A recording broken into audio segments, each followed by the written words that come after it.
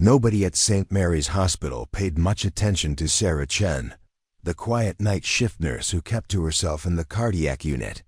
But when armed intruders stormed the IQ at 2:47 a.m., they had no idea that the woman in scrubs calmly directing patients to safety had a Navy SEAL Trident tattooed beneath her uniform, or that she was about to remind everyone why some warriors never truly leave the battlefield. Preparing and narrating this type of story took us long efforts and hard work. So if you are enjoying the story, please consider subscribing to our channel.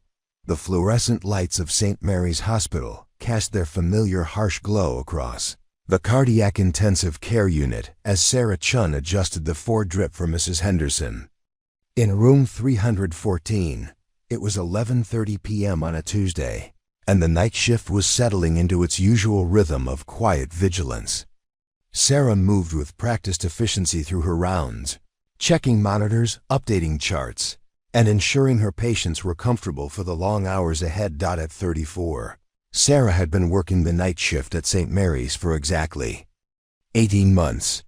She preferred the darkness, the reduced chaos, the way the hospital transformed into something almost peaceful after visiting hours ended.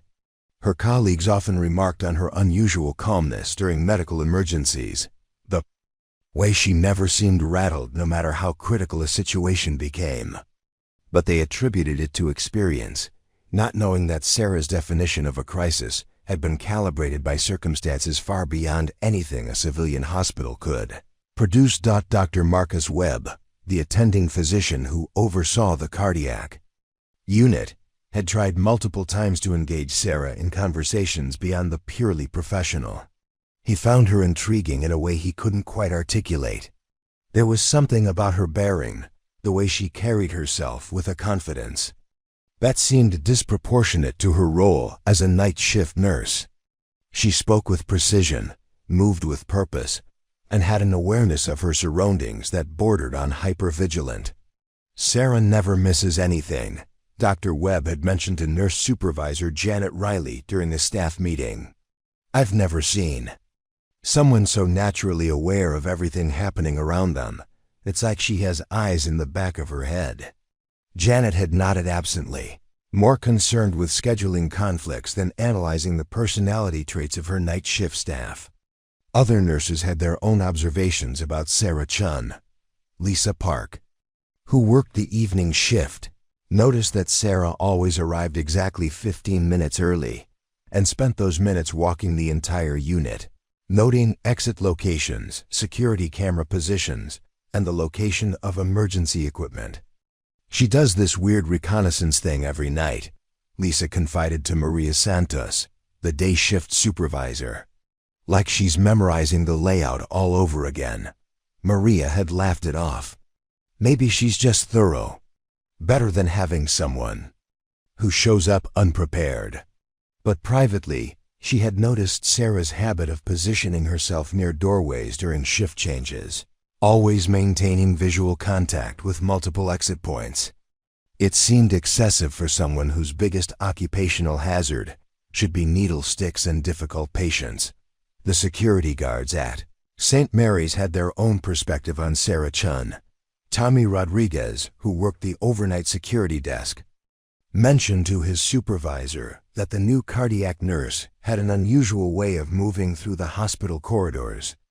She doesn't walk like the other medical staff, he explained.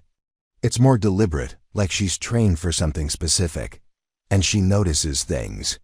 Last week, she pointed out that the lock on the medication storage room wasn't engaging properly. I hadn't even seen it. Sarah's apartment reflected the same mysterious precision that characterized her work life. Located in a modest complex 10 minutes from the hospital, her one-bedroom unit was spartanly furnished but strategically arranged. Her living room had clear sightlines to all entrances. Her bedroom allowed rapid egress through 2 different routes, and her kitchen had been organized with an efficiency that spoke to someone accustomed to preparing meals under time constraints.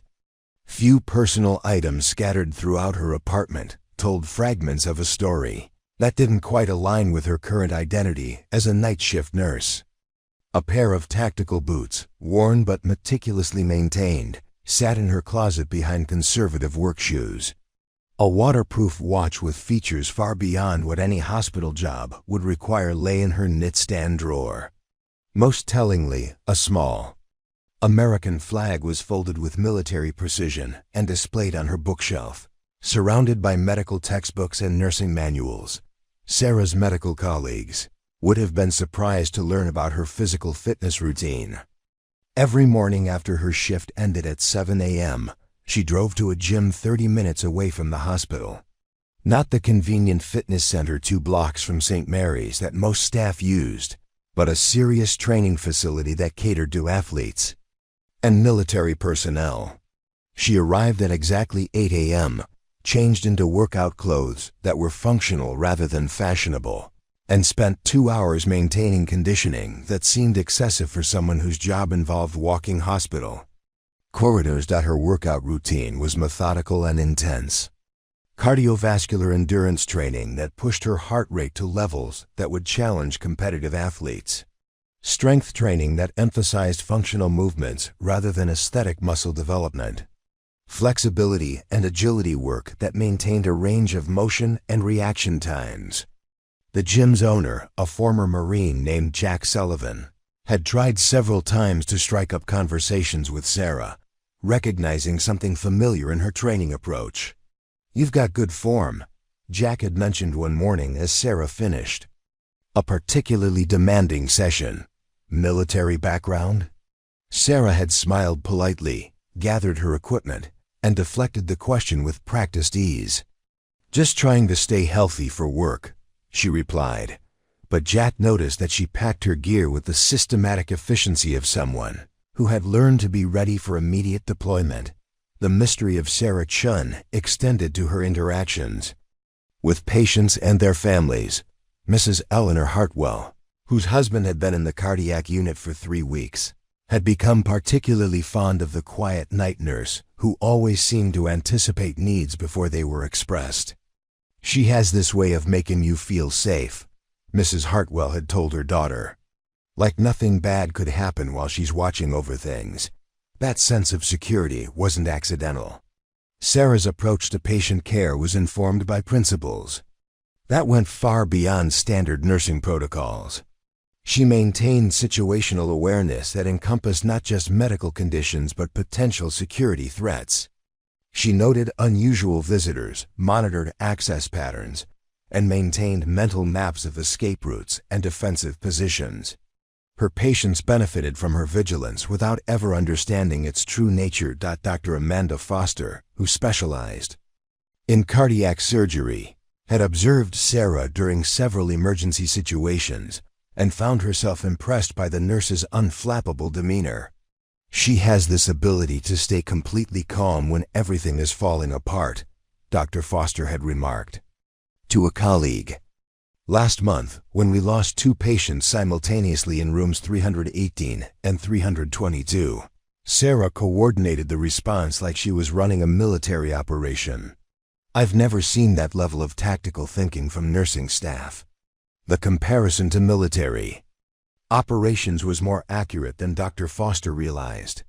Sarah's emergency response protocols were indeed based on military training, adapted to medical environments, but retaining the systematic approach that had once made the difference between life and death in far more dangerous circumstances. She treated medical emergencies with the same strategic mindset she had once applied to combat situations, though none of her colleagues suspected the connection. Sarah's personal relationships remained carefully compartmentalized. She maintained friendly but distant relationships with her coworkers, deflecting personal questions with practiced redirection and maintaining conversational boundaries that prevented deeper connections. Her social media presence was minimal, her dating life non-existent, and her family contacts were limited to occasional phone calls with carefully edited updates about her civilian life. The transformation from her previous identity to Sarah Chen, night shift nurse, had required more than just a career change. It had demanded the complete suppression of instincts, training, and experiences that had once defined her existence. The hypervigilance that kept her alive in hostile territories now manifested as exceptional patient care. The tactical thinking that once planned complex operations now ensured smooth coordination during medical emergencies. The physical conditioning that once enabled survival in extreme environments now provided the stamina needed for 12-hour hospital shifts. But beneath the scrubs, hidden from the fluorescent lights and medical equipment, a tattoo remained. The Navy SEAL Trident, earned through trials that pushed human endurance beyond conventional limits, etched permanently into skin that remembered what the mind was trying to forget. It served as both reminder and burden, a symbol of capabilities that civilian life had no use for, skills that were supposed to remain buried beneath the ordinary routine of taking vital signs and administering medications. As Sarah completed her rounds that Tuesday night, adjusting pillows and checking monitors, she had no way of knowing that within 3 hours, her carefully constructed civilian identity would be shattered by circumstances that would demand every skill she had spent 18 months trying to suppress. The cardiac unit at St. Mary's Hospital had developed its own mythology around Sarah Chen, though none of the staff realized they were constructing legends about someone whose real story would have rendered their speculation obsolete. Dr. Patricia Henley, who had been working cardiac medicine for 15 years, first noticed Sarah during a code blue emergency in room 309, while other nurses scrambled to locate equipment and coordinate responses. Sarah had materialized beside the crash cart with supplies that hadn't yet been requested, anticipating needs with an accuracy that bordered on prescient. "She moves like she's done this 1,000 times," Dr. Henley confided to her husband over dinner. "But not just medical emergencies, everything, like she's been trained for situations that go way beyond what we deal with here." Her husband, a software engineer with no medical background, had dismissed the observation as workplace stress, but Dr. Henley couldn't shake the feeling that Sarah Chen was operating from a playbook that extended far beyond nursing school curriculum. Night shift at St. Mary's attracted a particular type of medical professional. People who preferred the reduced chaos, the smaller staff, the way crisis situations demanded immediate decision-making, without the bureaucratic layers that complicated daytime operations.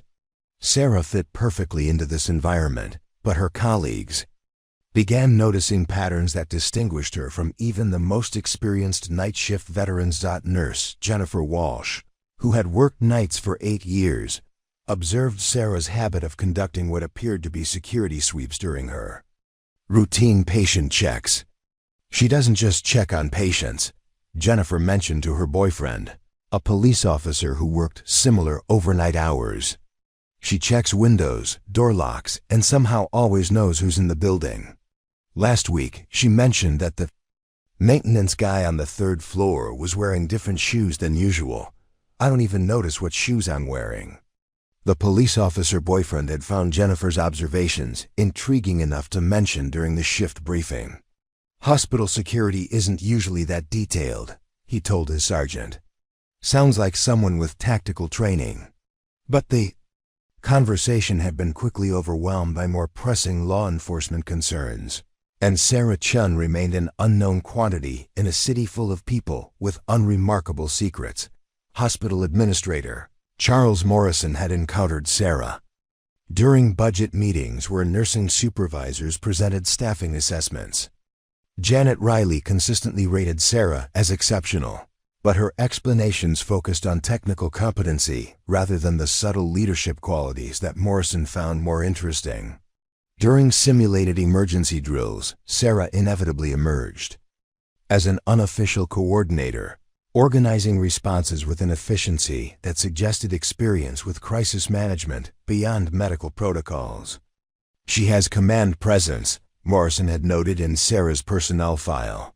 "Unusual for someone in her position, but beneficial for patient outcomes."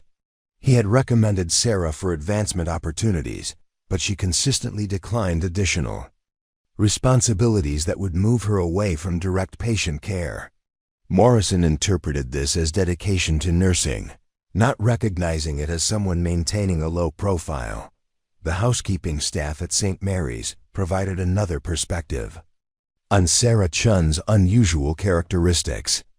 Maria Gonzalez, who cleaned the cardiac unit during night shifts, noticed that Sarah always knew exactly where cleaning supplies were located, even in storage areas that nursing staff rarely accessed. She knows this building better than people who've worked here for years, Maria told her supervisor. And she's always aware when I'm working nearby, like she's keeping track of everyone's location. More significantly, Maria had observed Sarah's reaction to unexpected noises during quiet overnight hours.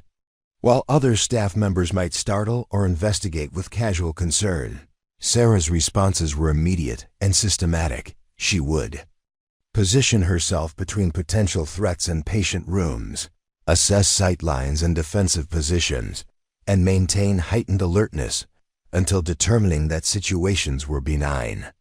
The behaviors were subtle enough to avoid drawing attention, but consistent enough to create patterns. Dr. Michael Chen, whose surname coincidence had sparked initial curiosity about potential family connections, had attempted to engage Sarah in conversations about their shared heritage.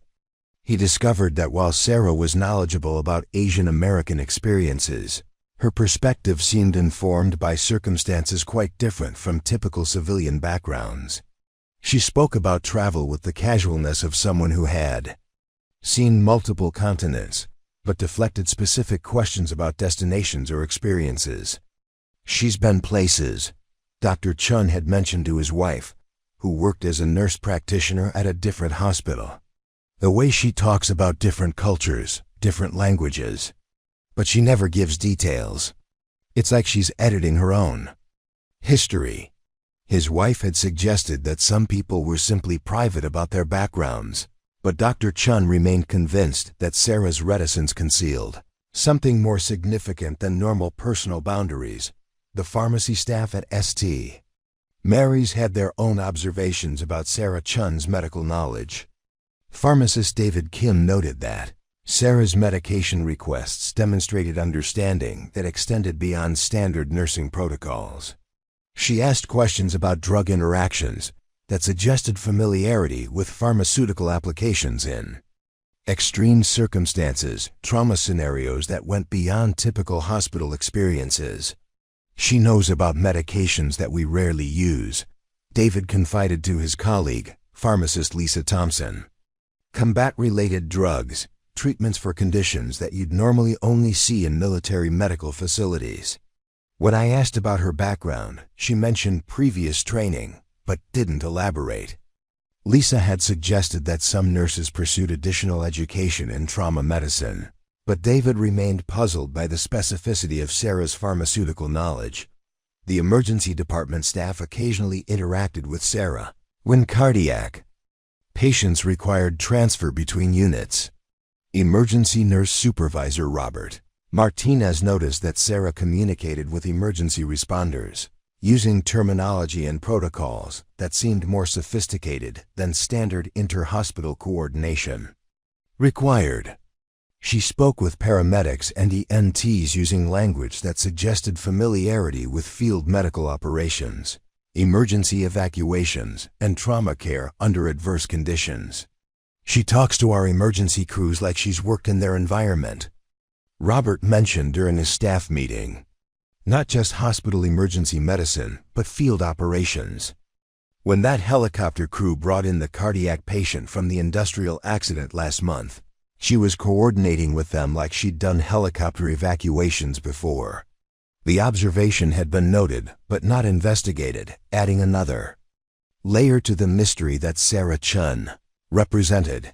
Physical therapy staff who worked with cardiac rehabilitation patients had noticed Sarah's movement patterns during the rare occasions when she assisted with patient mobility exercises. Physical therapist Amanda Rodriguez observed that Sarah's body mechanics demonstrated training that went far beyond basic nursing school instruction. Her lifting techniques, balance, and spatial awareness suggested someone who had maintained peak physical conditioning for purposes that extended beyond general fitness. "She moves like an athlete," Amanda told her husband, who coached high school sports. But not just any athlete.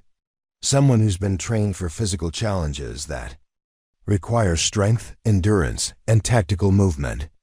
I asked about her fitness background, and she mentioned staying in shape for work. But her conditioning level is way beyond what anyone would need for hospital nursing.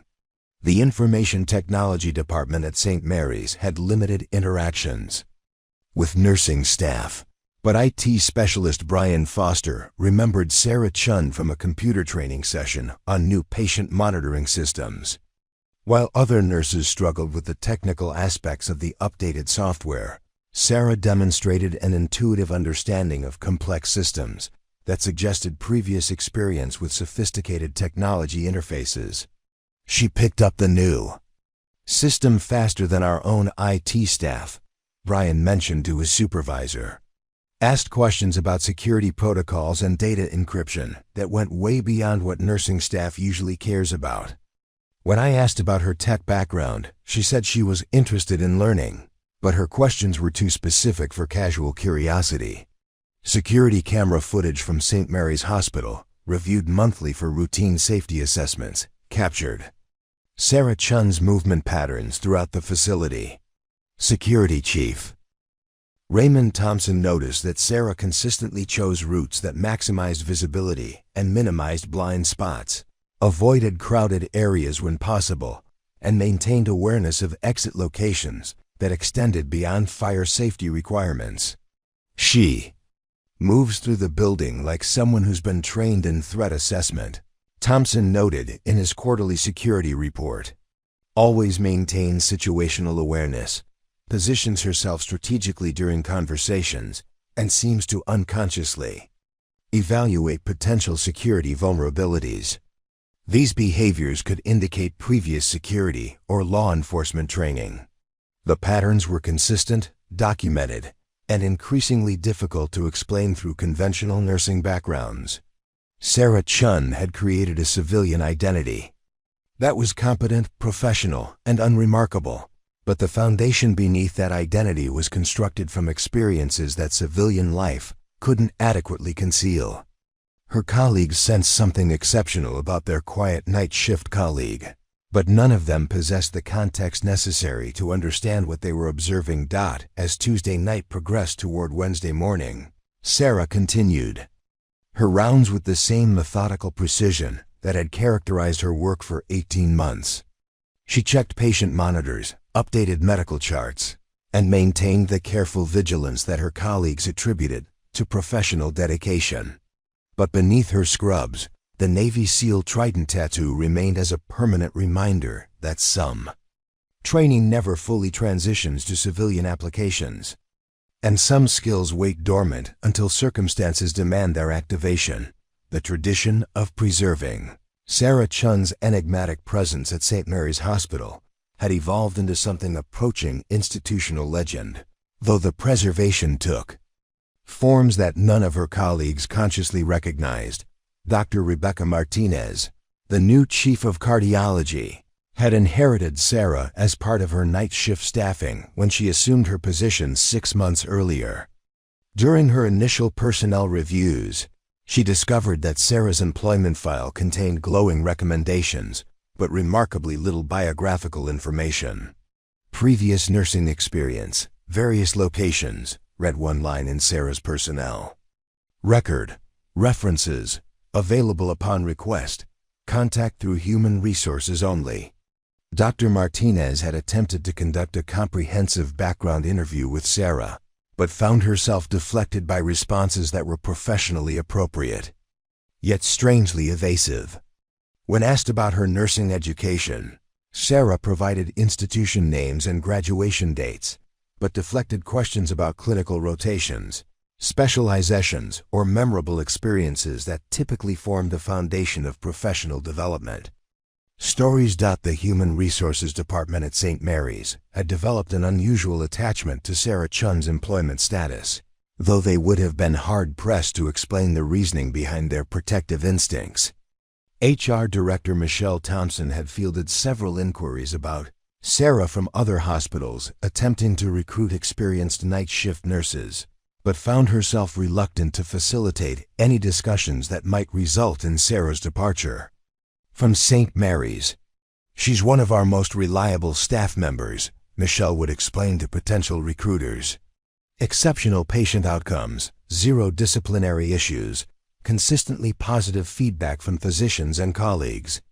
The statistics supported Michelle's claims, but she couldn't articulate the additional factor that made Sarah seem irreplaceable.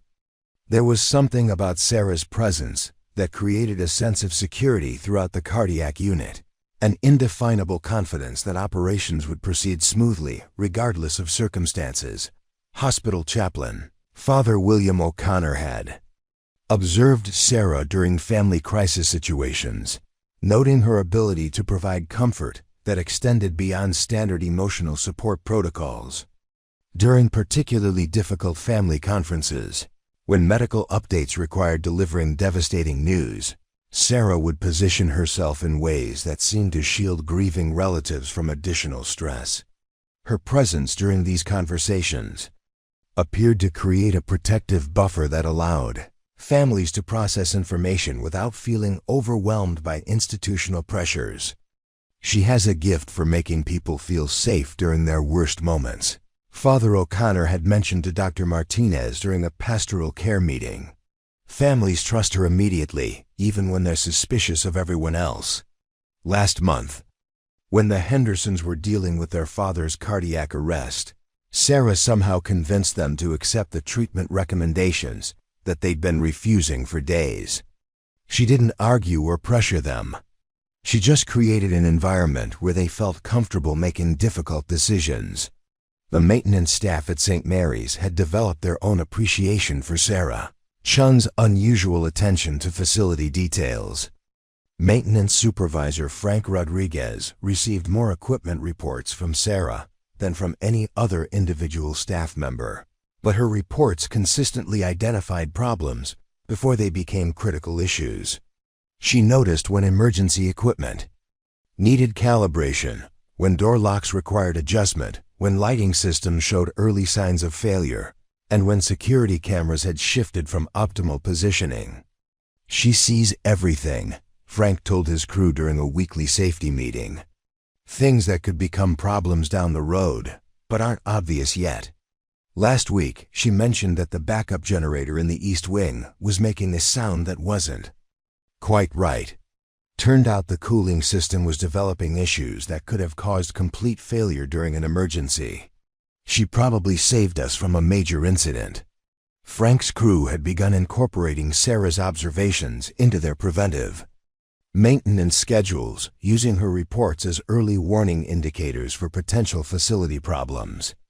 They treated her input with the respect typically reserved for experienced facility engineers, though none of them understood why a night shift nurse possessed such comprehensive awareness of building systems and infrastructure requirements.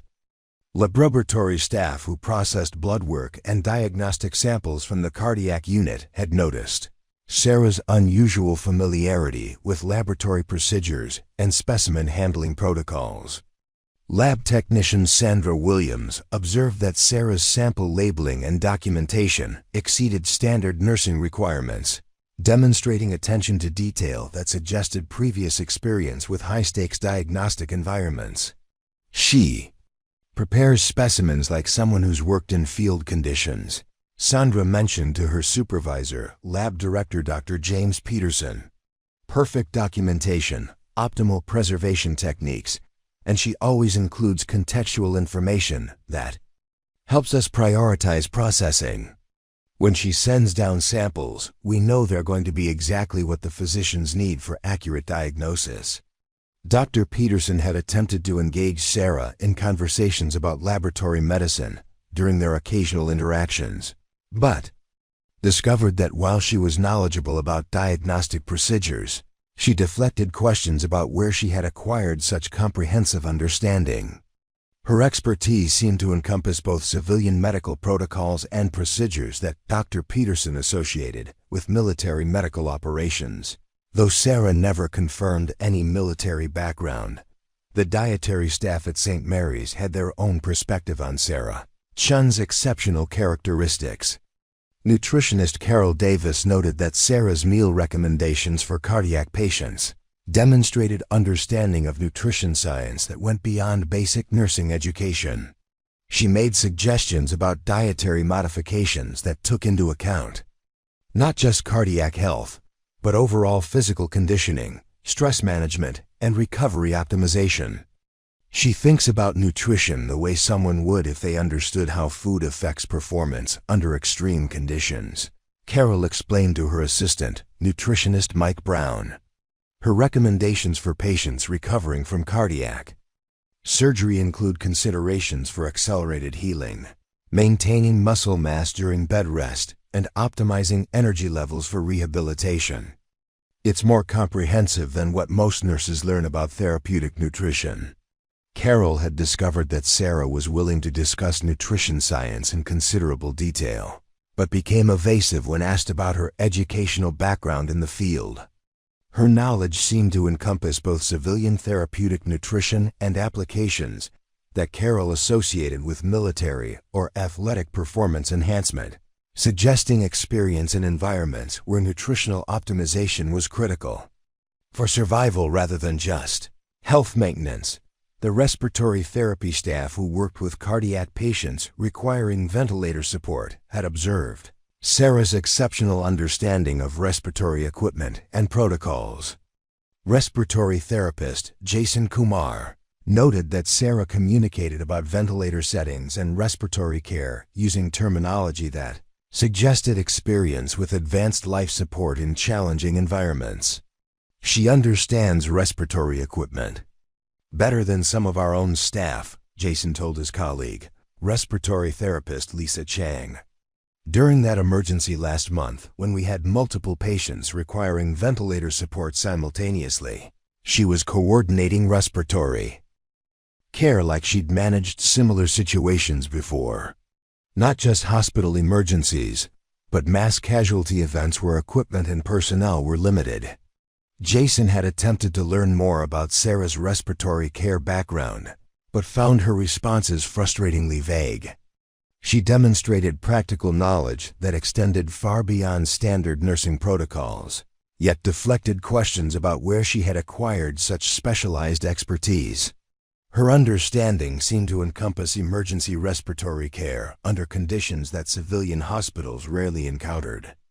Social worker Patricia Moore, who assisted families during extended cardiac care situations, had noticed Sarah's ability to assess family dynamics and potential stress factors with unusual accuracy. During family meetings and crisis situations, Sarah would position herself to observe interactions that might indicate problems requiring social services intervention, identifying potential issues before they escalated into conflicts that could affect patient care. She reads people like she's been trained in behavioral assessment, Patricia explained to her supervisor, Social Services Director Robert Jackson. Last month, she identified a potential domestic violence situation involving the wife of a cardiac patient. She didn't make accusations or create drama, but she provided information that allowed us to offer appropriate resources. Her observations were detailed and accurate, like she'd been trained to recognize threat indicators. Patricia had tried to learn more about Sarah's background in family counseling or social services, but discovered that while Sarah was knowledgeable about resources and intervention strategies, she avoided discussing any formal training in behavioral assessment. Her insights seemed to derive from experience that extended beyond civilian social services, encompassing threat evaluation skills that Patricia associated with law enforcement or military intelligence. Backgrounds: the physical therapy staff who worked with cardiac rehabilitation patients had developed considerable respect for Sarah's understanding of recovery protocols and physical conditioning principles. Physical therapist Robert Kim observed that Sarah's recommendations for patient mobility and exercise progression demonstrated expertise that went beyond basic nursing education and patient care. She understands rehabilitation like someone who's been through intensive physical therapy herself, Robert mentioned to his colleague, physical therapist Sarah Johnson. Her suggestions for patients recovering from cardiac surgery include considerations for maintaining conditioning, preventing muscle atrophy, and optimizing recovery that suggest personal experience with rehabilitation from serious injuries. She knows what works because she's experienced it. Robert had attempted to engage Sarah in conversations about physical therapy and rehabilitation medicine, but found that while she was extremely knowledgeable about recovery protocols, she deflected. Personal questions about her own experience with physical therapy or injury rehabilitation. Her expertise seemed to encompass both civilian therapeutic approaches and techniques that Robert associated with military, medical rehabilitation. The protection of Sarah Chen's mysterious background had become an unconscious institutional priority at St. Mary's Hospital, though none of the staff members who contributed to this preservation could have articulated their motivations. They sensed that Sarah's presence enhanced their ability to provide exceptional patient care, but they also intuited that investigating her background too aggressively might compromise something valuable that they didn't fully understand. As Wednesday morning approached, Sarah continued her methodical rounds through the cardiac unit, maintaining the same professional excellence that had earned her colleagues' respect and protection. She adjusted medical equipment, updated patient records, and provided the careful attention that had become her signature contribution to St. Mary's Hospital. But beneath her scrubs, the Navy SEAL Trident tattoo served as a permanent reminder that her current identity rested on foundations that civilian life could conceal, but never completely erased. At 2:47 a.m. on Wednesday morning, the secure entrance to St. Mary's Hospital's East Wing disintegrated under a controlled explosive charge that sent reinforced glass cascading across the polished floors like deadly confetti. The blast echoed through corridors designed to muffle sound, creating a thunderous announcement that the sanctuary of healing was about to become something far more dangerous. Sarah Chen was adjusting the morphine drip for Mr. Patterson in room 318 when the explosion rattled the windows throughout the cardiac unit. While other staff members might have attributed the sound to construction work or mechanical failure, Sarah's response was instantaneous and unmistakable. She moved away from the patient's bedside with fluid precision, positioning herself near the doorway where she could observe corridor access points while maintaining visual contact with her patients. "What was that?" asked Mrs. Patterson, who had been dozing in the bedside chair. Sarah's response was calm but authoritative, delivered while she simultaneously assessed sight lines and defensive positions within the patient room. "Probably just maintenance work, Mrs. Patterson. Please stay beside your husband's bed." "But—" Sarah's hand had moved unconsciously toward her hip, searching for equipment that was no longer there, muscle memory activating protocols that had been dormant for 18 months. Security guard Tommy Rodriguez was conducting his routine patrol of the first floor when the explosion knocked him against the information desk near the main entrance. As he struggled to regain his footing, his radio crackled with emergency transmissions from monitoring stations throughout the hospital. "Security breach in the East Wing. Multiple unauthorized entries detected. All units respond immediately." Tommy's training encompassed handling disruptive visitors and medical emergencies, but the tactical precision of the entrance breach suggested threats that extended far beyond his security protocols. As he moved toward the East Wing, he noticed that emergency lighting systems had been systematically disabled, creating shadows that would provide concealment for individuals who understood how to exploit facility vulnerabilities. Dr. Marcus Webb was reviewing patient charts in the cardiac unit's nursing station when the building shook from the controlled explosion. His first instinct was to check on patients who might have been startled by the noise, but as he looked up from his paperwork, he saw Sarah Chen moving through the unit with purposeful efficiency that transformed her from night shift nurse into something that looked remarkably like tactical coordination. "Sarah, what's happening?" Dr. Webb asked, but her response indicated that she was operating from information sources that extended beyond What civilian staff typically access during emergency situations? Multiple breaches, coordinated entry. Probably 3 to 5 individuals with advanced training.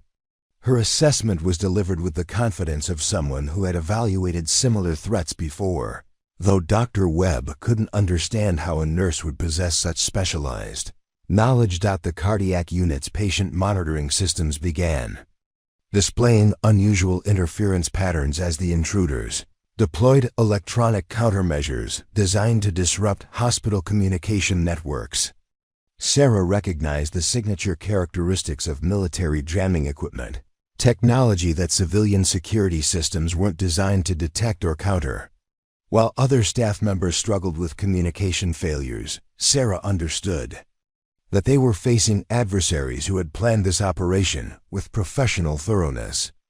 Nurse Jennifer Walsh attempted to call hospital security from the nursing station telephone, but discovered that both landline and cellular communications had been systematically compromised.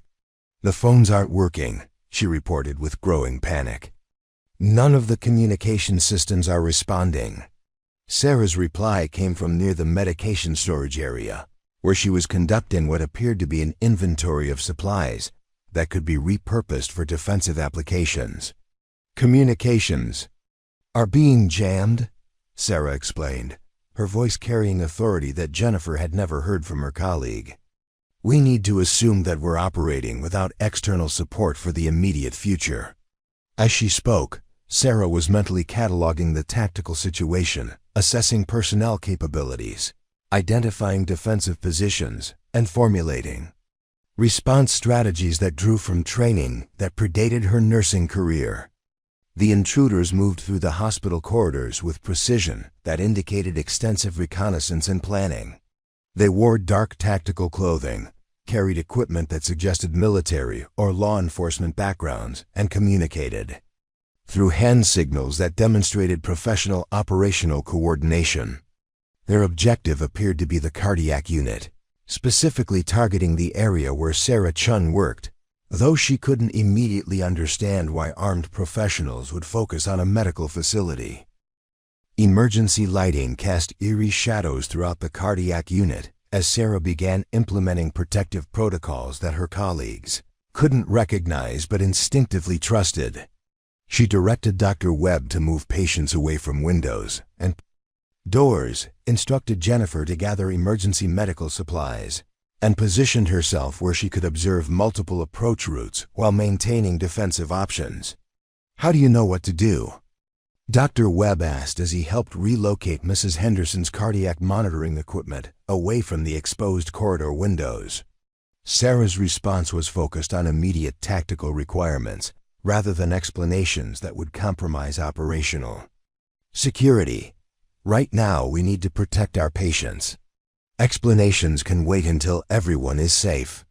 The lead intruder appeared at the cardiac unit's main entrance at 2:52 a.m., moving with the controlled aggression of someone accustomed to hostile environments.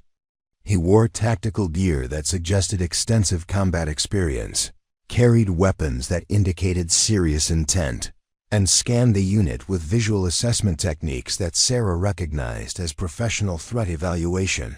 When his eyes met hers across the nursing station, something in his expression shifted from tactical focus to surprised recognition. Well, the intruder said, his voice carrying authority that commanded immediate attention from everyone in the cardiac unit. "Sarah Chen, or should I say Petty Officer First Class Sarah Chen, formerly of SEAL Team 7. His words hung in the fluorescent-lit air like an explosive revelation, transforming Sarah's carefully constructed civilian identity into fragments that could never be reassembled. Dr. Webb stared at Sarah with shock that transcended the immediate crisis, struggling to reconcile the quiet night shift nurse he knew with the military designation that the intruder had announced. "SEAL Team 7? He repeated, his voice barely above a whisper. "Sarah, you're a Navy SEAL?" But Sarah's attention was focused entirely on the armed man who had just destroyed 18 months of carefully maintained cover with a single sentence. "Was," Sarah replied, her voice carrying steel that her colleagues had never heard before. Past tense. I left that life behind. But even as she spoke, her posture was shifting into combat readiness, muscle memory overriding civilian conditioning as circumstances demanded capabilities that nursing school had never taught. The intruder smiled with the confidence of someone who held tactical advantages that extended beyond weapons and numbers. Nobody leaves that life behind, Sarah. You know that better than anyone. The skills are permanent, the obligations are permanent, and the enemies you made during active service don't forget just because you decided to play nurse. Additional intruders appeared at secondary entrances to the cardiac unit, positioning themselves with professional precision that indicated coordinated planning and extensive facility reconnaissance.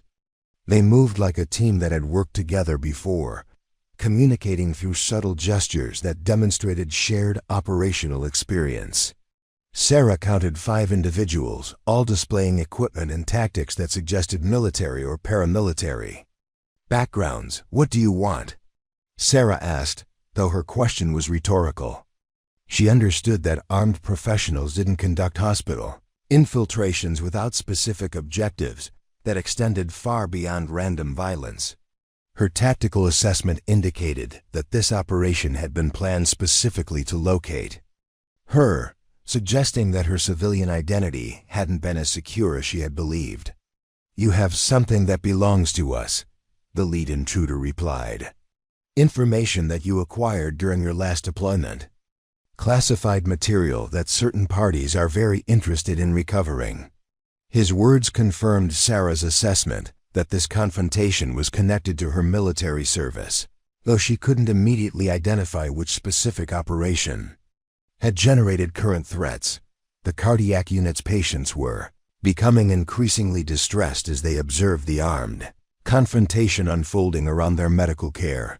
Mrs. Henderson called out from room 314, asking about the strange men with weapons. Mr. Patterson's heart monitor was displaying elevated readings that indicated dangerous stress levels. Sarah realized that protecting her patients would require resolving this situation quickly, before medical emergencies complicated an already dangerous tactical scenario. My colleagues and patients have nothing to do with this, Sarah said, positioning herself between the intruders and the patient rooms. Whatever you think I have, we can discuss it without involving innocent people. But the lead intruder shook his head with the finality of someone whose operational parameters didn't include civilian considerations. Your colleagues and patients are leveraged. Sarah, you're going to cooperate because you understand that SEAL training includes protecting civilians, even when cooperation puts your own security at risk. His tactical psychology was accurate, exploiting principles that had been fundamental to Sarah's military service. She would sacrifice her own safety to protect innocent people, and he was counting on that predictability. Dr. Webb and Nurse Walsh watched in stunned amazement as Sarah Chen transformed before their eyes from a quiet night shift colleague into something that looked remarkably like a professional warrior.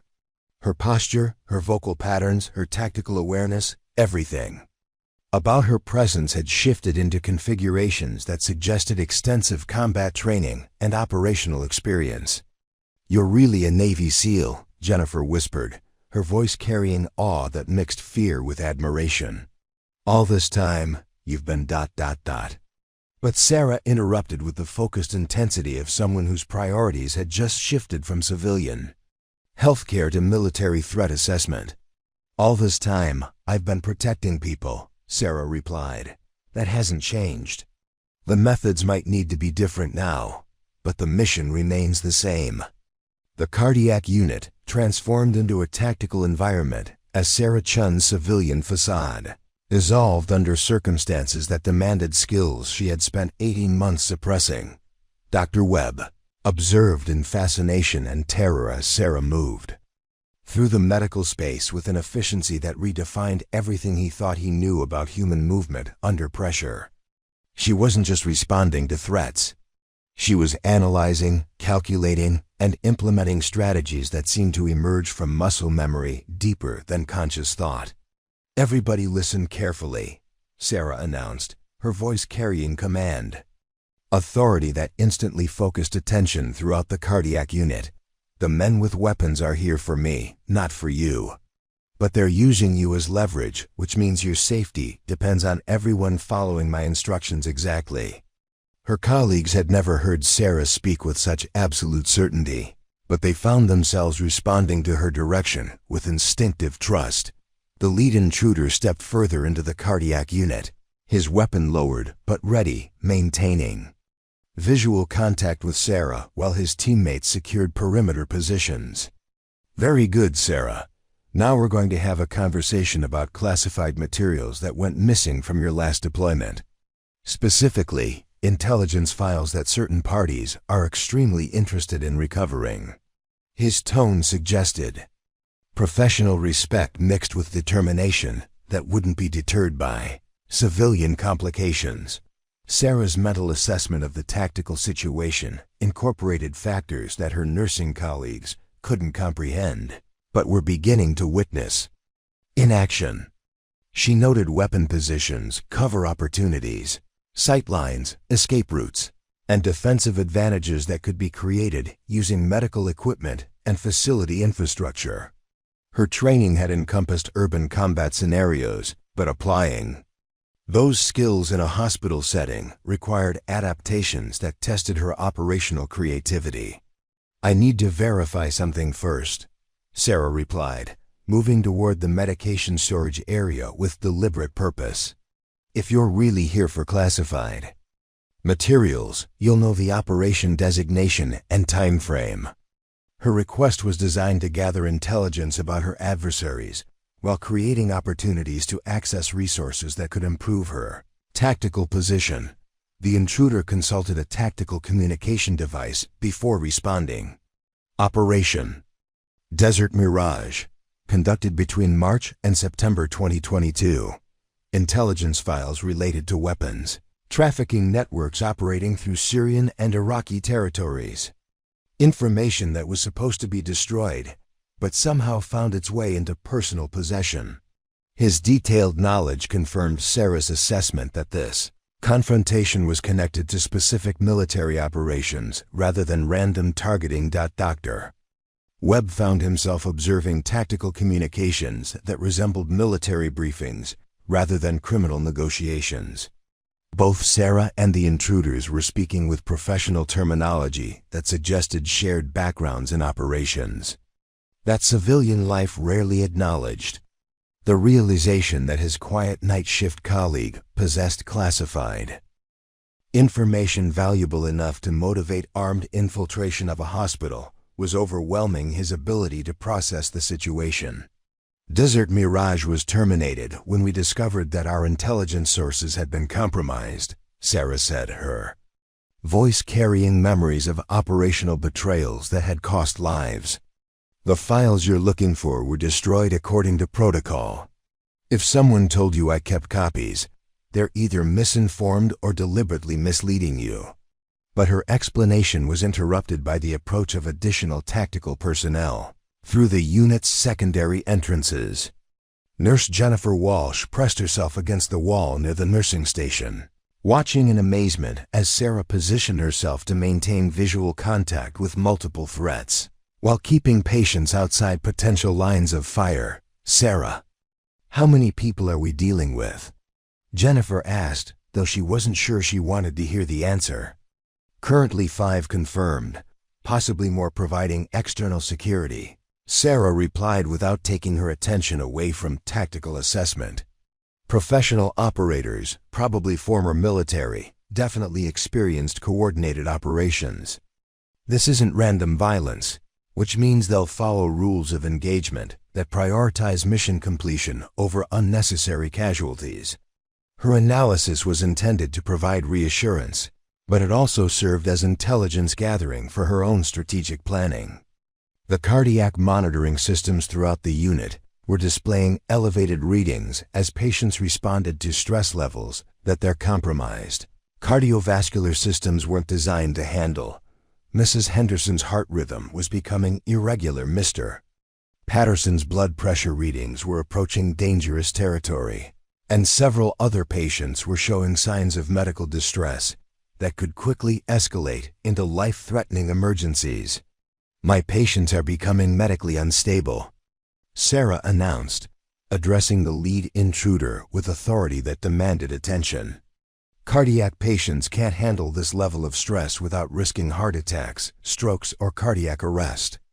If you want cooperation, we need to reduce the threat level that's affecting their medical condition." Her argument combined tactical negotiation with genuine medical concern, creating pressure that professional operators would understand. The intruder considered Sarah's medical assessment while maintaining operational focus on his primary objective. "Your patient's medical condition is directly related to your cooperation. Sarah, provide the information we need, and we can conclude this operation quickly. Continue to resist, and the stress levels will only increase." His response indicated understanding of medical leverage, while confirming that civilian safety was secondary to intelligence recovery. Dr. Webb had been treating cardiac patients for 15 years, but he had never encountered a situation where his medical expertise intersected with what appeared to be military operations. "Sarah, if they're telling the truth about classified files, maybe you should just give them what they want," he suggested, though his voice carried uncertainty about whether he was qualified to offer tactical advice. "It's not that simple," Sarah replied, moving to check Mrs. Henderson's cardiac monitor while maintaining tactical awareness of the armed personnel surrounding them. "The information they're looking for could compromise operations that are still active, which means providing it could cost lives in other locations. Military personnel don't get to choose between protecting civilians here and protecting soldiers elsewhere." The complexity of Sarah's ethical dilemma was becoming apparent to her colleagues as they observed the intersection of military obligations with medical responsibilities. She was simultaneously responsible for protecting patients in the cardiac unit and safeguarding classified information that could affect military personnel in active combat zones. The convergence of these duties required decision-making frameworks that civilian training hadn't prepared her colleagues to understand. Physical therapist Amanda Rodriguez had been working late in the rehabilitation area adjacent to the cardiac unit when the security breach occurred. She entered the cardiac unit through the connecting corridor, unaware of the tactical situation, until she encountered armed personnel positioned near patient rooms. "What's happening here?" she asked, her voice carrying confusion that quickly shifted to alarm as she observed weapons and tactical equipment. "Amanda, move slowly toward the nursing station and don't make any sudden movements," Sarah instructed, her voice carrying command authority that Amanda had never heard before. "We're dealing with a security situation that requires everyone to remain calm and follow specific instructions." As she spoke, Sarah was calculating how Amanda's presence affected tactical equations that were already complicated by patient safety considerations. The lead intruder observed Amanda's arrival with a professional assessment that evaluated her potential as additional leverage or complication. "Another staff member joins our conversation," he announced. "The more people we have involved, the more complex the situation becomes. Sarah, your cooperation could prevent this from escalating beyond current parameters." Sarah's tactical training had encompassed hostage situations and civilian protection protocols, but applying those skills as the primary target rather than the rescuer required psychological adjustments that challenged her operational preparation. She was accustomed to being the person who arrived to resolve crisis situations, not the individual whose past actions had created the crisis that now threatened innocent people. "I need to examine one of my patients," Sarah announced, moving toward room 318 where Mr. Patterson's cardiac monitor was displaying readings that indicated immediate medical attention was required. "Professional operators understand that allowing preventable deaths creates unnecessary complications for mission completion," her statement was designed to establish medical requirements as operational necessities rather than humanitarian requests. The intruder nodded to one of his teammates, who accompanied Sarah to Mr. Patterson's room while maintaining visual surveillance and tactical positioning. Sarah found herself providing cardiac care under armed supervision, adjusting medications, and monitoring equipment while being observed by someone whose background enabled him to distinguish between legitimate medical procedures and potential tactical deception. Preparing and narrating this type of story took us long efforts and hard work. So if you are enjoying this story, please consider subscribing to our channel. Impressive, the accompanying intruder commented as Sarah stabilized Mr. Patterson's cardiac rhythm with pharmaceutical interventions that demonstrated expert knowledge of emergency cardiac care. You really did become a nurse. Most people who leave special operations don't develop genuine expertise in their cover professions. His observation suggested professional respect for Sarah's commitment to her civilian identity, while confirming that her military background was well documented by hostile intelligence sources. Medicine and military operations share similar principles, Sarah replied while checking Mr. Patterson's vital signs and ensuring that his cardiac monitoring equipment was functioning properly. Both require making critical decisions under pressure. Both involve protecting people who can't protect themselves. And both demand expertise that can mean the difference between life and death. Her explanation provided insight into how she had successfully transitioned between military service and healthcare while maintaining core mission principles. Dr. Webb observed the interaction between Sarah and her armed supervisor, noting that both individuals were communicating with professional terminology that suggested shared understanding of operational protocols. The surreal experience of watching cardiac care being provided under tactical supervision was forcing him to reassess everything he thought he understood about civilian versus military medicine. Amanda Rodriguez positioned herself near the rehabilitation equipment, watching in amazement as Sarah demonstrated capabilities that extended far beyond anything she had observed during their previous professional interactions. "Sarah, where did you learn to handle situations like this?" Amanda asked, though she was beginning to understand that Sarah's background encompassed training that civilian healthcare workers rarely encountered.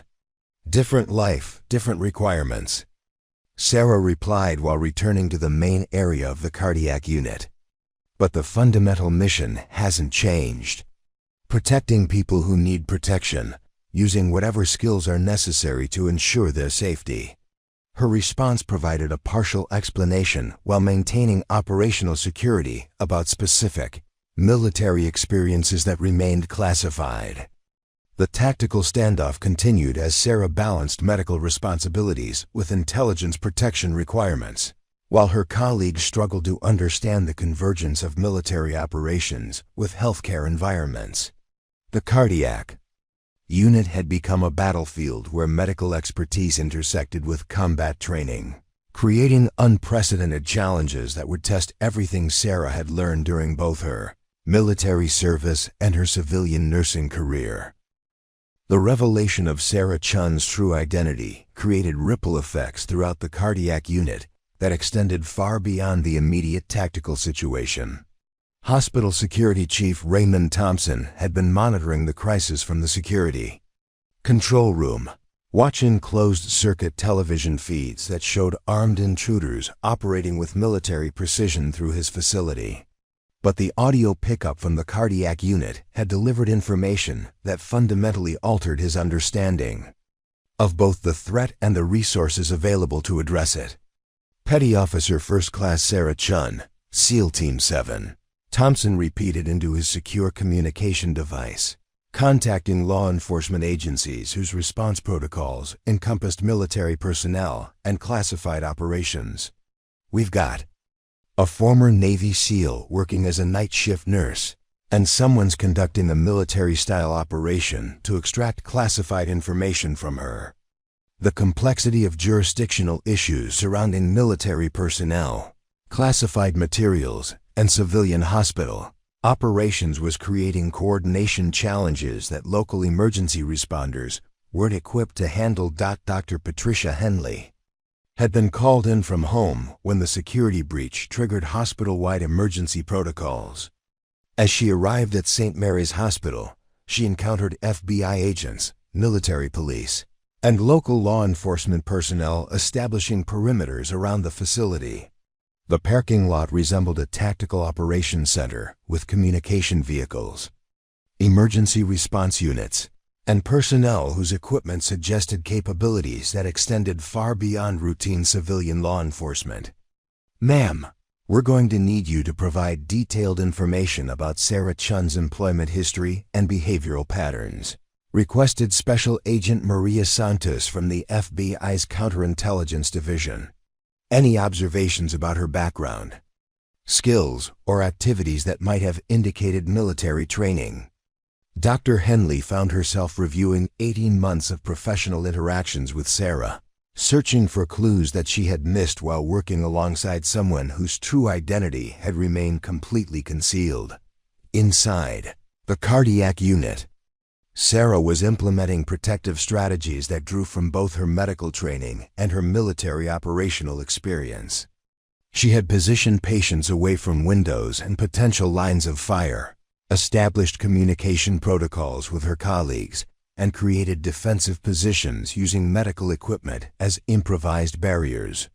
Her approach combined tactical thinking with healthcare priorities, creating hybrid solutions that neither purely military nor purely medical training would have produced.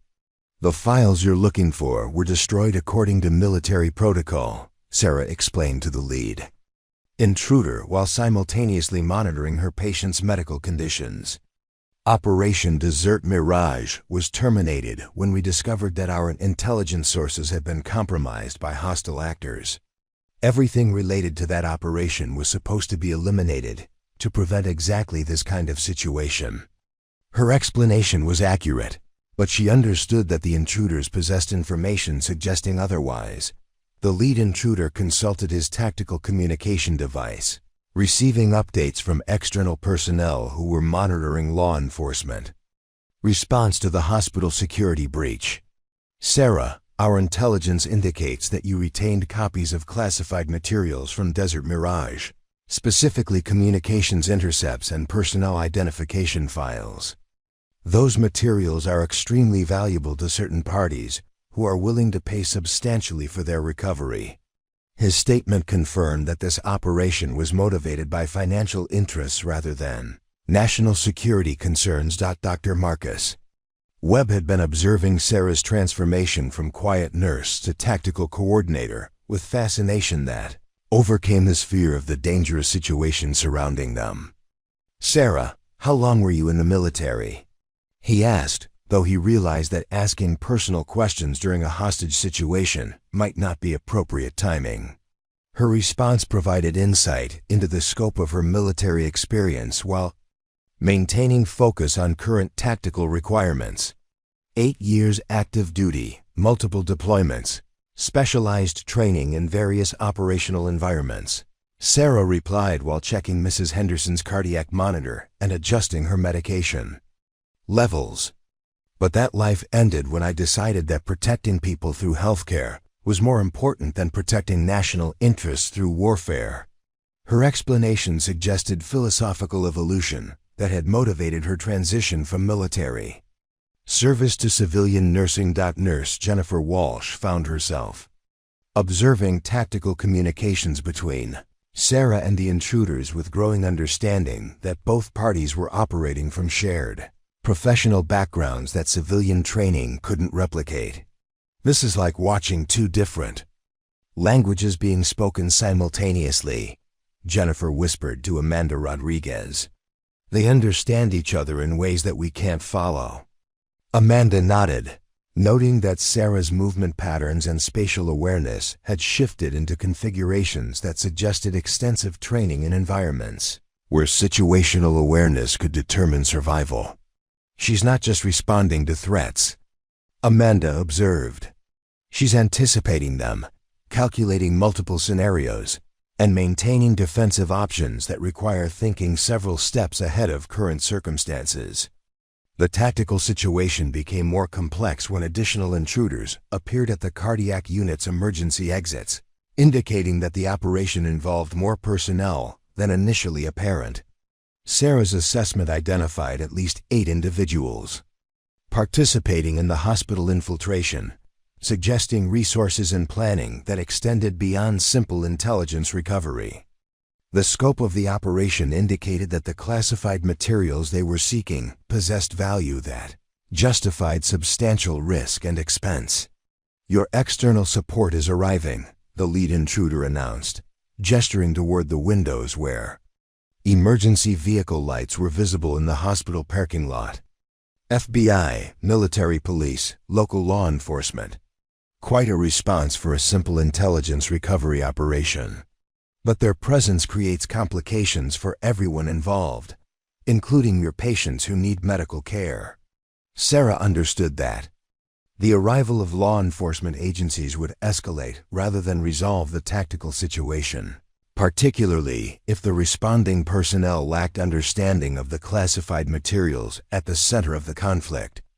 Military operations involving classified information required specialized protocols that civilian law enforcement agencies weren't equipped to implement, creating potential for dangerous miscommunication during crisis resolution.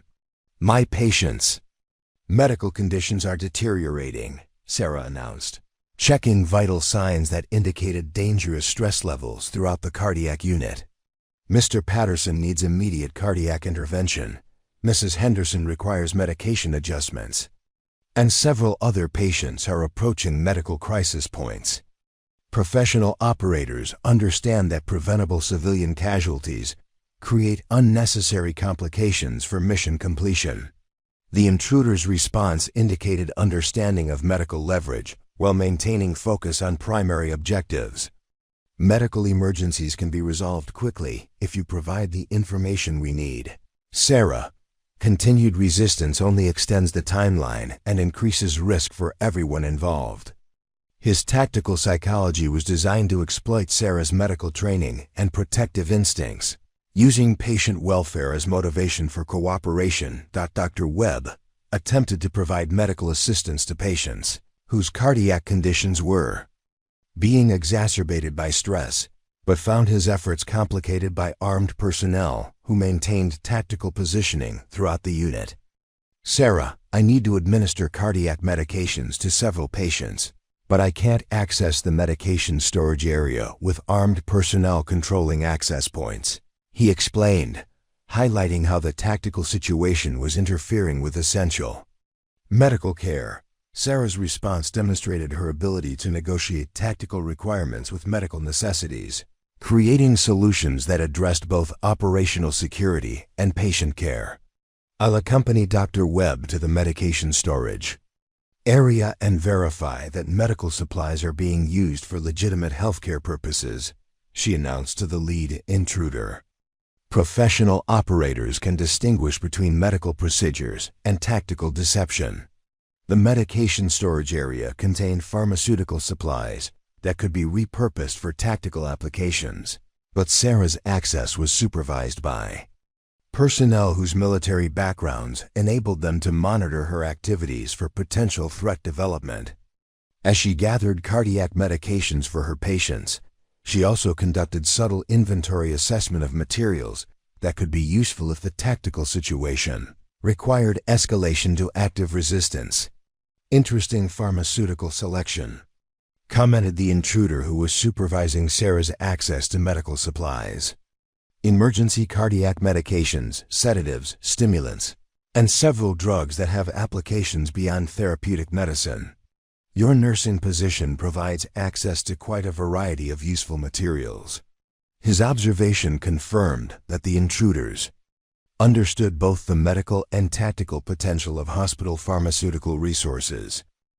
Physical therapist Amanda Rodriguez had been observing patient responses to the crisis situation, noting that several individuals were displaying signs of medical distress that required immediate intervention. "Sarah, Mrs. Patterson in room 316. is showing symptoms that could indicate cardiac arrest, Amanda reported. Her monitor readings suggest that we need to prepare for emergency resuscitation procedures.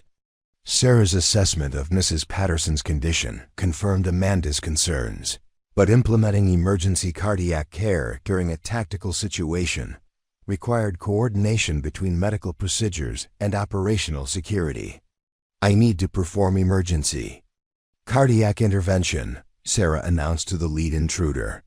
This requires access to resuscitation equipment and the ability to move freely within the patient's room without tactical interference.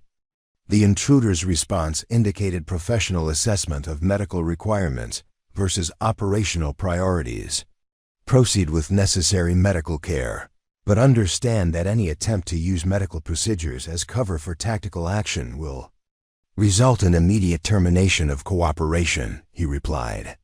His authorization provided Sarah with freedom of movement while maintaining security oversight that prevented exploitation of medical emergencies for tactical advantage.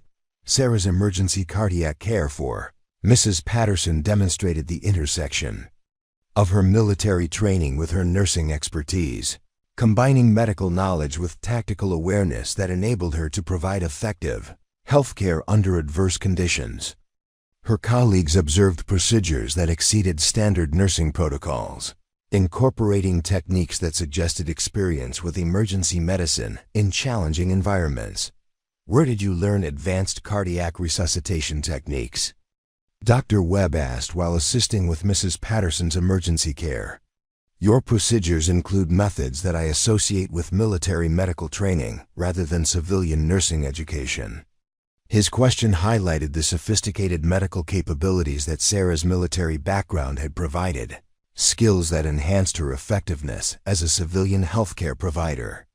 Military medical training encompasses emergency procedures for situations where civilian medical support isn't available, Sarah replied while monitoring Mrs. Patterson's cardiac rhythm and adjusting resuscitation protocols. Combat medics need to provide definitive care under conditions that civilian medicine rarely encounters. Some of those skills translate well to civilian healthcare environments. The successful stabilization of Mrs. Patterson's cardiac condition demonstrated Sarah's ability to provide exceptional medical care even under tactical pressure, reinforcing her colleagues' growing understanding that her military background had enhanced rather than compromised her nursing capabilities. But the temporary medical emergency had also provided opportunities for tactical assessment that would prove crucial as the situation continued to evolve toward an inevitable confrontation that would test everything Sarah had learned during both her military service and her civilian healthcare career. The revelation that Sarah possessed classified intelligence from Operation Desert Mirage fundamentally altered the tactical dynamics within the cardiac unit, transforming a hostage situation into something resembling international espionage conducted within the sterile confines of a medical facility. The lead intruder's communication device crackled with updates from external personnel who were monitoring law enforcement response patterns, indicating that the operation had attracted attention from agencies whose involvement suggested national security implications. Sarah, our external intelligence confirms that you retain digital copies of communications intercepts from Desert Mirage, the lead intruder announced, his voice carrying certainty that suggested access to information. Sources beyond speculation. Specifically, encrypted files containing personnel identification data for deep cover operatives working in Middle Eastern territories. Those files are worth considerable sums to parties who specialize in compromising American intelligence operations. Sarah's response came while she was adjusting cardiac monitoring equipment for Mr. Thompson in room 320, maintaining her medical responsibilities despite the escalating tactical situation. The files you're describing would have been classified above my security clearance level during Desert Mirage, she replied. Combat operatives don't typically have access to strategic intelligence that could compromise ongoing operations in other theaters. But the intruder's knowledge of specific operational details suggested that someone with high-level security clearance had provided intelligence about Sarah's activities during her military service. The scope of information required to plan this hospital infiltration indicated betrayal within military or intelligence communities, revealing that the threat to Sarah extended beyond simple financial motivation to include systematic compromise of American Special Operations personnel. Dr. Webb found himself observing negotiations that resembled diplomatic exchanges rather than criminal demands, as both Sarah and the intruders communicated using terminology that suggested shared understanding of intelligence operations and classified material handling protocols. Sarah, if these files exist, wouldn't providing them prevent this situation from escalating further? He asked, though he wasn't certain whether civilian logic applied to military intelligence dilemmas. Providing classified materials to unauthorized personnel is treason, Sarah replied while monitoring Mrs. Henderson's blood pressure readings. Military personnel don't get to choose between personal safety and national security, even when personal safety includes protecting innocent civilians. Some obligations transcend individual circumstances. Her explanation highlighted the ethical complexity that military training had embedded in her decision-making processes. The cardiac unit's patients were displaying increasingly dangerous medical symptoms as stress levels continued to affect their compromised cardiovascular systems. Mrs. Patterson's heart rhythm had become irregular, requiring pharmaceutical intervention that demanded precise dosing calculations under pressure. Mr. Martinez was showing signs of cardiac distress that could escalate to full arrest without immediate medical attention. The convergence of medical emergencies with tactical operations was creating time pressure that complicated both healthcare and security considerations. Nurse Jennifer Walsh had been monitoring patient conditions throughout the crisis, noting that several individuals required medical interventions that couldn't be delayed without risking permanent damage or death. Sarah, we're approaching the point where medical requirements are going to override security considerations, Jennifer reported. If we don't provide emergency cardiac care soon, we're going to lose patients regardless of how this tactical situation resolves. Sarah's assessment incorporated medical urgency with tactical realities, recognizing that patient deaths would escalate the situation beyond parameters that professional operators could control. Emergency medical care for cardiac patients requires access to specialized equipment and pharmaceutical resources, she announced to the lead intruder. Preventing medical interventions could result in preventable deaths that would transform this operation from intelligence recovery to homicide. The intruder's response indicated understanding of operational boundaries while maintaining focus on primary objectives. Medical care can proceed, but understand that any attempt to exploit medical emergencies for tactical advantage will result in immediate escalation of force, he replied.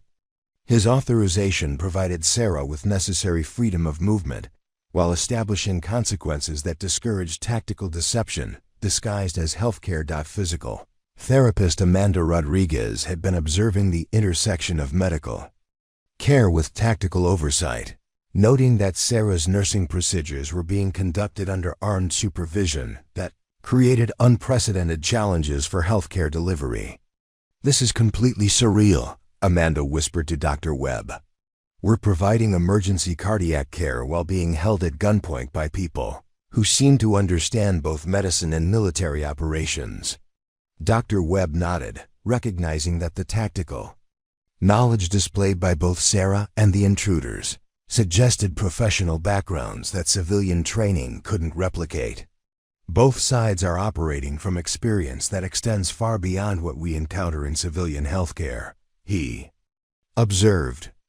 Sarah's nursing skills are enhanced by military medical training, and these intruders understand healthcare protocols well enough to distinguish between legitimate medical procedures and potential tactical deception. The arrival of FBI negotiators outside the hospital created additional pressure for resolution. but also introduced complications that could destabilize the delicate balance between medical care and tactical operations.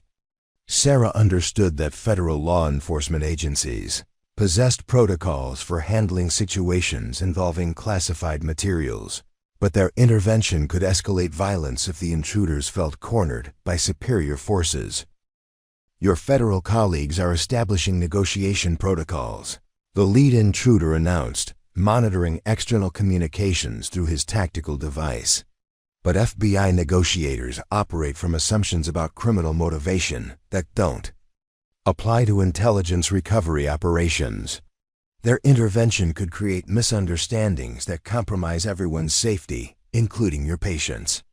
Sarah's military experience had included training in interagency coordination and federal law enforcement protocols, providing her with insight into how FBI negotiators would approach the situation. Federal negotiators will assume that you're motivated by financial gain or ideological extremism, she explained. They won't immediately understand that this operation involves classified materials and national security considerations. Miscommunication could result in tactical responses that escalate violence unnecessarily. The tactical communication device, carried by the lead intruder, crackled with updates from external personnel who were monitoring law enforcement positioning around the hospital perimeter. Sniper teams are being positioned on adjacent buildings. Tactical response units are preparing for potential assault, and negotiators are requesting communication access, he reported to Sarah. Federal response protocols are escalating this situation beyond simple intelligence recovery.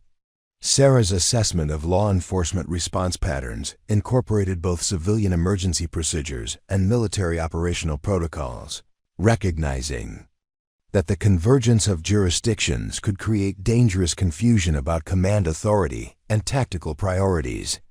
FBI tactical teams aren't trained for operations involving active military personnel and classified intelligence, she explained to her colleagues.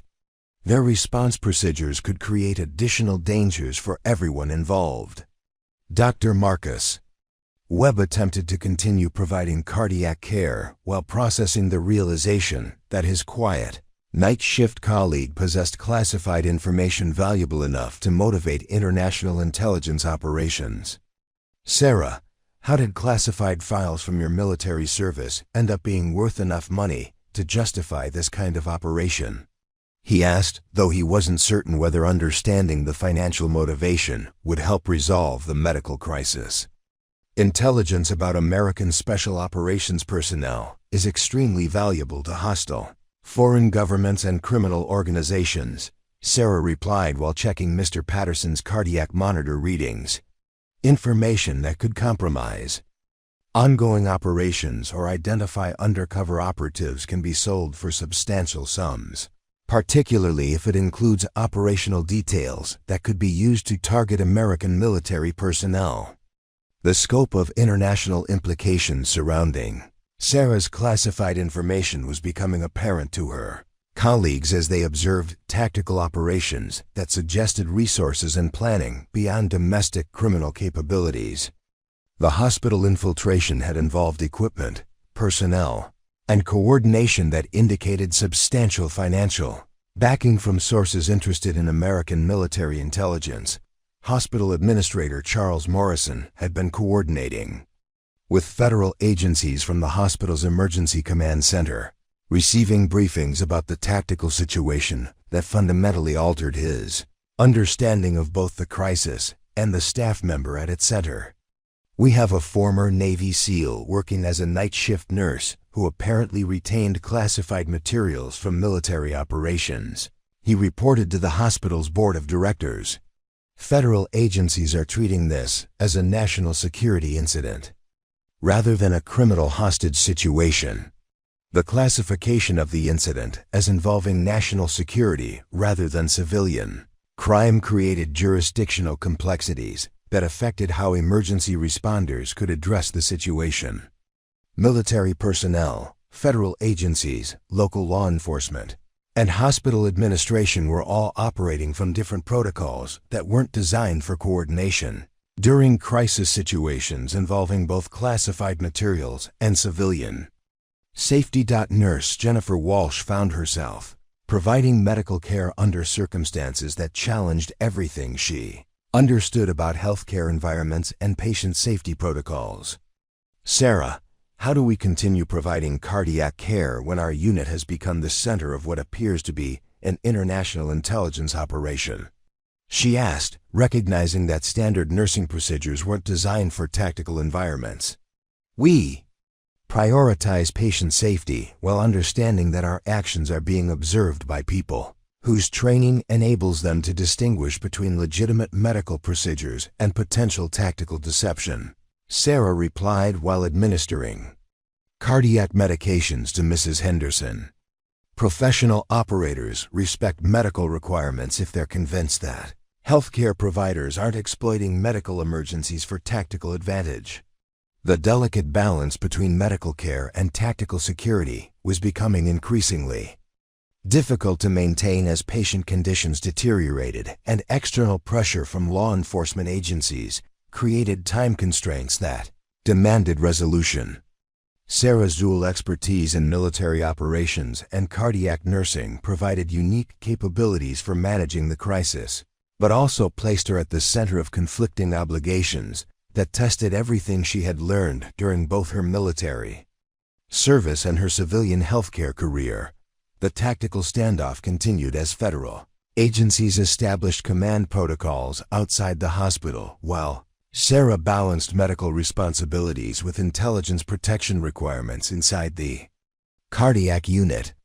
The convergence of military secrets with civilian healthcare had created unprecedented challenges that would require solutions drawing from both tactical expertise and medical knowledge, testing whether Sarah's combined experience could protect both classified information and innocent lives.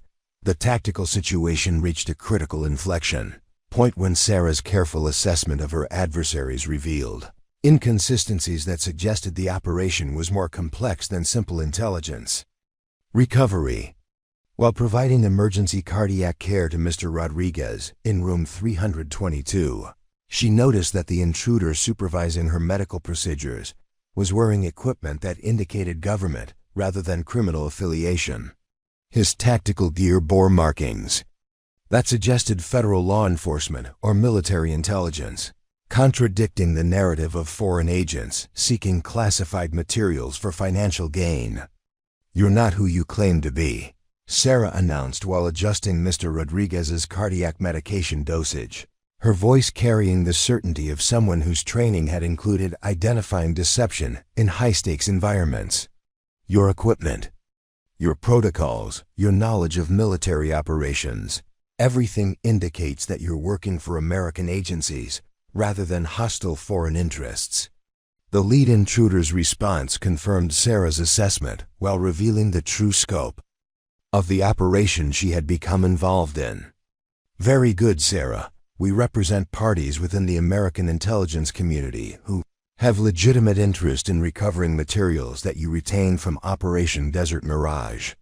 Your classified files contain information about corruption within military contracting networks, evidence that certain parties would prefer to keep buried." Dr. Webb found himself observing what appeared to be internal American intelligence operations being conducted within his cardiac unit, transforming his understanding of the crisis from foreign espionage to domestic counterintelligence. "You're saying that Sarah has evidence of corruption within American military operations?" he asked, though he wasn't certain whether civilian medical personnel should be privy to such sensitive information. Desert Mirage uncovered systematic fraud in military contracting that involved billions of dollars and compromised operational security for American forces in the Middle East, Sarah explained while monitoring patient vital signs throughout the cardiac unit. "The evidence I gathered documented how defense contractors were selling substandard equipment to American forces while providing superior materials to hostile actors for additional profit." The revelation that Sarah possessed evidence of military contracting fraud explained the sophisticated operation mounted to recover her classified materials, but it also indicated that she was facing threats from powerful domestic interests rather than foreign adversaries. American defense contractors with billions of dollars at stake would possess resources and connections necessary to mount operations that resembled foreign intelligence activities while maintaining plausible deniability. Nurse Jennifer Walsh was struggling to process the realization that her quiet colleague had retained evidence of massive military fraud that threatened powerful domestic interests. "Sarah, if you have proof of defense contractors betraying American soldiers, why didn't you report it through official channels?"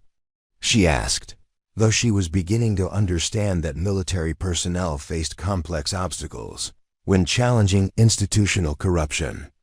"Official channels were compromised," Sarah replied while checking Mrs. Henderson's cardiac rhythm and adjusting her monitoring equipment. The contracting fraud involved senior military officers, Defense Department officials, and congressional oversight personnel. Reporting through normal procedures would have resulted in the evidence being buried and the whistleblowers being eliminated through unofficial means. The scope of institutional corruption that Sarah had uncovered during Operation Desert Mirage was becoming apparent to her colleagues as they observed tactical operations that suggested coordination between multiple agencies and substantial resources devoted to intelligence recovery. The hospital infiltration represented efforts by powerful interests to suppress evidence that could expose systematic betrayal of American military personnel. Physical therapist Amanda Rodriguez had been monitoring patient responses to the ongoing crisis, noting that several individuals were displaying symptoms of cardiac distress that required immediate intervention. "Sarah, Mrs. Patterson's heart rhythm is becoming dangerously irregular," Amanda reported. "We need to prepare for emergency resuscitation procedures if her condition continues to deteriorate." Sarah's assessment of Mrs. Patterson's medical situation incorporated both healthcare requirements and tactical considerations, recognizing that emergency cardiac procedures would provide opportunities for tactical action, while also demanding genuine medical attention. Emergency resuscitation requires access to specialized equipment and the ability to move freely within the patient area, she announced to the federal agents who were supervising her activities. The lead agent's response indicated understanding of medical requirements while maintaining operational security protocols. "Proceed with necessary medical care, but understand that emergency procedures will be closely monitored to ensure that medical activities aren't being used to conceal tactical preparations," he replied. His authorization provided Sarah with access to emergency equipment while establishing oversight that prevented exploitation of medical emergencies. Dr. Marcus Webb assisted with Mrs. Patterson's emergency cardiac care while observing Sarah's procedures that demonstrated exceptional medical capabilities enhanced by military training. "Your resuscitation techniques include methods that I don't recognize from civilian medical protocols," he noted while monitoring the patient's response to emergency interventions. "Where did you learn advanced cardiac care that exceeds standard nursing education?" Military medical training encompasses emergency procedures for situations where civilian medical support isn't available, Sarah replied while administering cardiac medications and monitoring vital signs. "Combat medics must provide definitive care under conditions that challenge conventional medical protocols. Some techniques developed for battlefield medicine prove effective in civilian healthcare environments."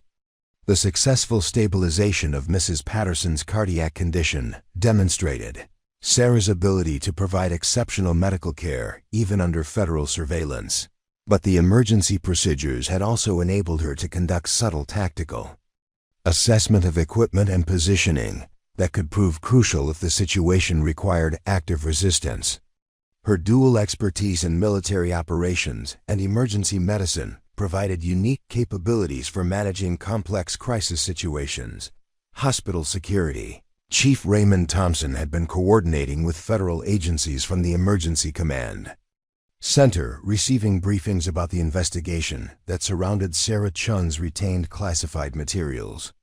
The FBI is treating this as a domestic counterintelligence operation involving military contracting fraud and institutional corruption, he reported to hospital administration. Our night shift nurse apparently documented evidence that threatens powerful defense industry interests. The classification of Sarah's situation as involving domestic corruption rather than foreign espionage created different jurisdictional considerations for federal response protocols, but it also indicated that she faced threats from American institutions rather than foreign adversaries. Defense contractors with congressional connections and military relationships possessed resources that could challenge federal law enforcement agencies through legal and political channels. Federal agent Maria Santos established communication with the tactical team inside the cardiac unit, attempting to coordinate intelligence recovery operations with patient safety requirements. The materials that Sarah Chen retained from Operation Desert Mirage contain evidence of systematic fraud that compromised American military operations, she explained to her supervisors. Defense contractors sold defective equipment to American forces while providing superior materials to hostile actors for additional profit. The evidence that Sarah possessed documented betrayal of American military personnel by domestic defense contractors, explaining why powerful interests were willing to mount sophisticated operations to recover and suppress her classified materials. The hospital infiltration represented efforts to eliminate evidence that could expose institutional corruption involving billions of dollars and compromised operational security. Dr. Patricia Henley arrived at the hospital as federal agencies established command protocols around the facility, receiving briefings about the crisis that fundamentally altered her understanding of Sarah Chen's background and current situation. We have a former Navy SEAL working as a night shift nurse who retained evidence of military contracting fraud that threatens powerful defense industry interests, federal agents explained. Her classified materials document systematic corruption that compromised American forces in combat operations. The scope of institutional betrayal that Sarah had uncovered during her military service was becoming apparent as federal agencies coordinated response protocols for protecting both classified evidence and civilian safety. The convergence of military secrets with healthcare environments had created unprecedented challenges that required coordination between multiple jurisdictions and conflicting priorities. Nurse Jennifer Walsh found herself providing medical care while observing counterintelligence operations that challenged her understanding of institutional loyalty and professional obligations. Sarah, if defense contractors were betraying American soldiers, how many people were affected by the equipment failures and operational compromises? She asked, beginning to understand the human cost of the corruption that Sarah had documented. Hundreds of casualties that could have been prevented with properly manufactured equipment, Sarah replied while monitoring cardiac patients throughout the unit. Thousands of military personnel were placed at unnecessary risk by compromised operational security. The contracting fraud represented systematic betrayal of everyone who served in those theaters of operation. The personal cost of institutional corruption was becoming apparent to Sarah's colleagues as they observed the intersection of military service with healthcare dedication, recognizing that her transition from military operations to civilian nursing represented continued commitment to protecting people despite facing threats from powerful domestic interests. The tactical standoff continued as federal agencies attempted to balance intelligence recovery with patient safety, while Sarah maintained her dual obligations to protect both classified evidence and innocent lives. The cardiac unit had become the center of domestic counterintelligence operations that would test whether American institutions could address internal corruption while protecting the personnel who had documented institutional betrayal at personal risk. The resolution of the tactical standoff began when Sarah made a decision that would fundamentally alter the trajectory of both the immediate crisis and the larger investigation into military contracting fraud. While monitoring Mrs. Henderson's cardiac recovery, she reached into her scrub pocket and withdrew a small encrypted storage device that had remained concealed throughout 18 months of civilian nursing practice. The device represented everything she had risked her life to preserve: evidence that could expose systematic betrayal of American military personnel. This contains digital copies of communications intercepts, financial records, and equipment testing documentation from Operation Desert Mirage, Sarah announced. Holding the storage device where both federal agents and her medical colleagues could observe it. Evidence that proves defense contractors knowingly provided defective equipment to American forces while selling superior materials to hostile actors for additional profit. The lead federal agent approached with professional caution, recognizing that the storage device represented both the objective of their operation and potential evidence in criminal proceedings that could implicate powerful domestic interests. Sarah, that device contains classified materials that could affect ongoing investigations and active military operations, he said. Civilian medical personnel shouldn't be exposed to information that could compromise their safety or legal status. Dr. Webb found himself observing the transfer of classified evidence within his cardiac unit, realizing that his medical facility had become the center of counterintelligence operations, with implications extending far beyond healthcare. Sarah, if this information exposes corruption that cost military lives, shouldn't it be provided to appropriate authorities, regardless of personal risk? He asked, though he wasn't certain whether civilian logic applied to military justice considerations. Appropriate authorities were compromised. During Desert Mirage, Sarah replied while maintaining visual contact with the federal agents who were assessing the classified storage device. Congressional oversight personnel, Defense Department officials, and senior military officers were receiving financial benefits from the contracting fraud. Reporting through official channels would have resulted in evidence destruction and whistleblower elimination. The scope of institutional corruption that had necessitated Sarah's decision to retain classified evidence was becoming apparent to her colleagues as they observed federal operations that suggested coordination between multiple agencies with conflicting interests.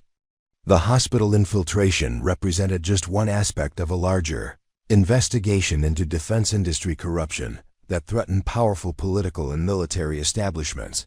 Physical therapist Amanda Rodriguez had been monitoring patient conditions throughout the crisis, noting that the stress levels affecting cardiac patients were beginning to stabilize as the tactical situation moved toward resolution. Sarah, your patients are showing improved vital signs as the tension decreases, Amanda reported. Mrs. Patterson's heart rhythm is normalizing, and Mr. Rodriguez's blood pressure readings are returning to acceptable ranges.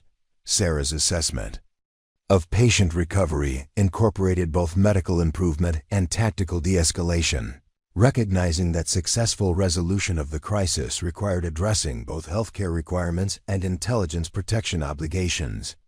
Emergency medical interventions were successful, but ongoing cardiac care will require continued monitoring and pharmaceutical support, she announced while checking patient vital signs throughout the unit. The federal agents who had infiltrated the hospital were coordinating with external agencies to establish protocols for processing classified evidence, while protecting both national security interests and civilian safety. Special Agent Maria Santos entered the cardiac unit with documentation that would formalize the transfer of Sarah's classified materials to appropriate investigative authorities. Sarah, the Department of Justice has established special prosecutor protocols for investigating military contracting fraud based on preliminary evidence that corroborates your materials, Agent Santos announced. Your classified files will be processed through secure channels that protect both national security and whistleblower safety while enabling criminal prosecution of responsible parties. The establishment of special prosecutor protocols indicated that federal authorities were treating Sarah's evidence as legitimate documentation of institutional corruption rather than unauthorized retention of classified materials. The investigation would encompass defense contractors, military officials, and congressional personnel who had participated in systematic fraud that compromised American military operations. Dr. Marcus Webb observed the formal transfer of classified evidence with amazement that his quiet night shift colleague had retained materials crucial to exposing massive institutional corruption. "Sarah, how did you manage to preserve this evidence while maintaining a civilian nursing career for 18 months?" he asked, recognizing that her dual existence had required extraordinary operational security and psychological compartmentalization. Military training includes protocols for deep cover operations and evidence preservation under hostile conditions. Sarah replied while completing patient care documentation that had been interrupted by the tactical situation. The same skills that enable survival in enemy territory can be adapted to protect classified evidence within civilian environments.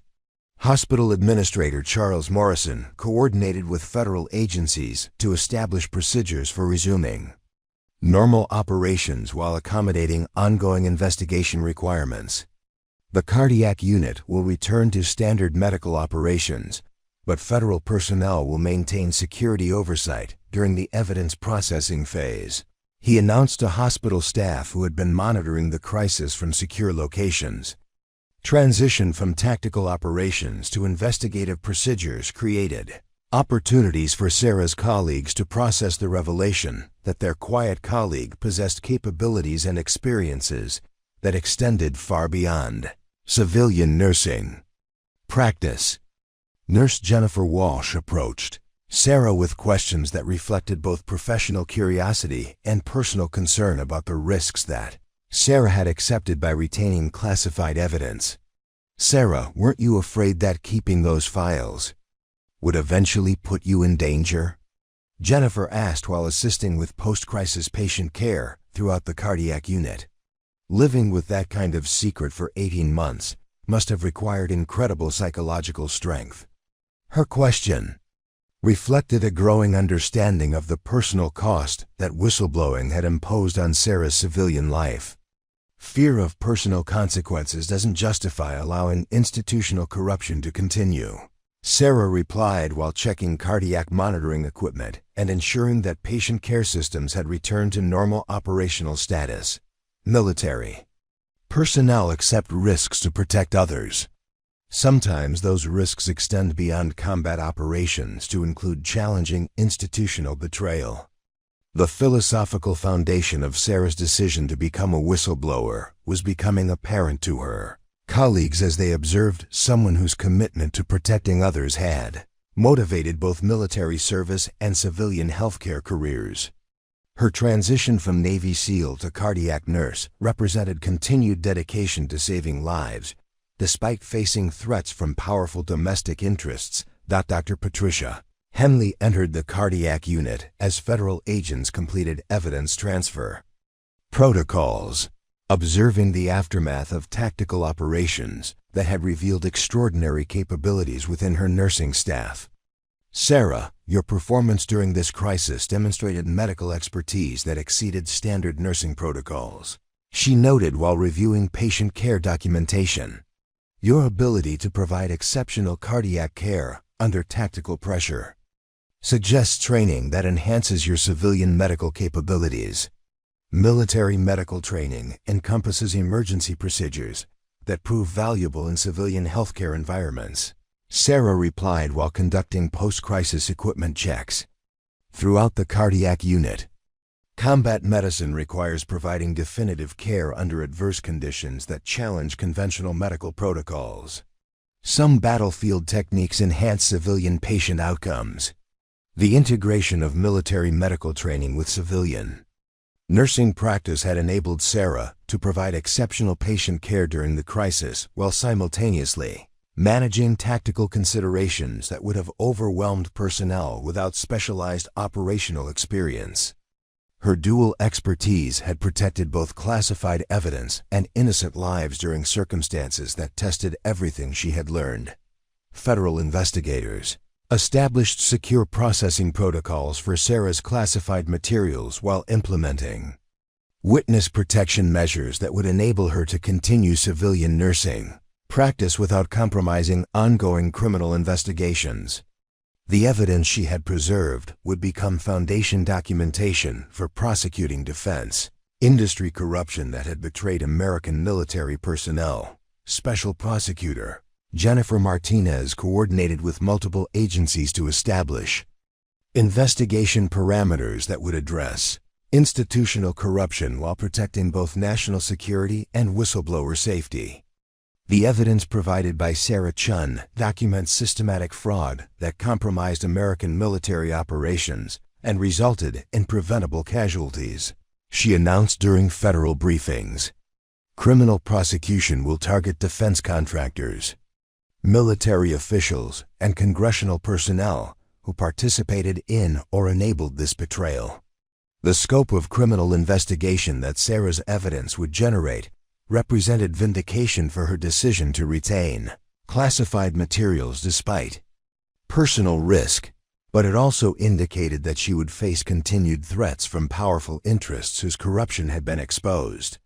Federal protection protocols would enable her to continue civilian nursing while participating in criminal proceedings as a protected witness. Dr. Webb approached Sarah as the cardiac unit returned to normal medical operations, recognizing that her colleagues' understanding of her background had been fundamentally altered by the crisis.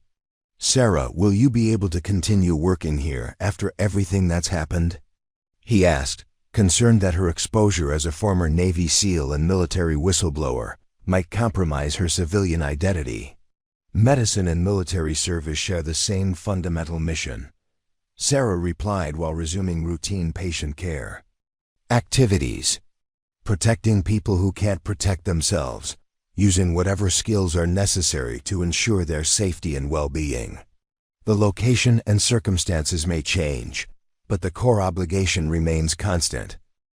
As federal agents concluded their operations and the cardiac unit returned to standard medical procedures, Sarah Chen's extraordinary night had revealed capabilities that transcended both military service and civilian healthcare. Her retention of classified evidence had exposed institutional corruption, while her nursing expertise had protected innocent lives during unprecedented circumstances that tested every aspect of her training and dedication. The dawn light filtered through the cardiac unit windows as Sarah Chen completed her final patient rounds. Her Navy SEAL Trident tattoo, no longer a hidden secret beneath her scrubs, but a symbol that her colleagues now understood represented years of dedication to protecting others in ways they had never imagined.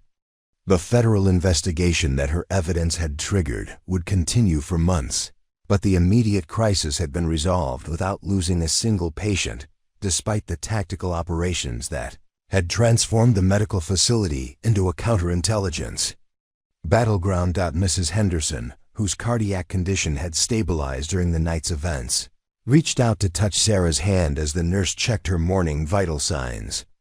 "I don't understand everything that happened last night," the elderly patient said softly, "but I know you kept us safe when dangerous people came here. Thank you for protecting us." Her simple gratitude carried weight that transcended the complex political and military implications of the classified evidence that Sarah had preserved. Dr. Marcus Webb found himself reviewing patient care documentation that told an extraordinary story of medical excellence maintained under tactical pressure that would have overwhelmed most healthcare providers. "Sarah, your patient outcomes during the crisis were actually better than our normal statistics," he observed while completing morning rounds. Every cardiac patient in the unit received optimal care despite armed personnel monitoring our every movement. The integration of military training with civilian medical expertise had enabled Sarah to provide exceptional healthcare while simultaneously managing security threats that extended far beyond normal hospital protocols.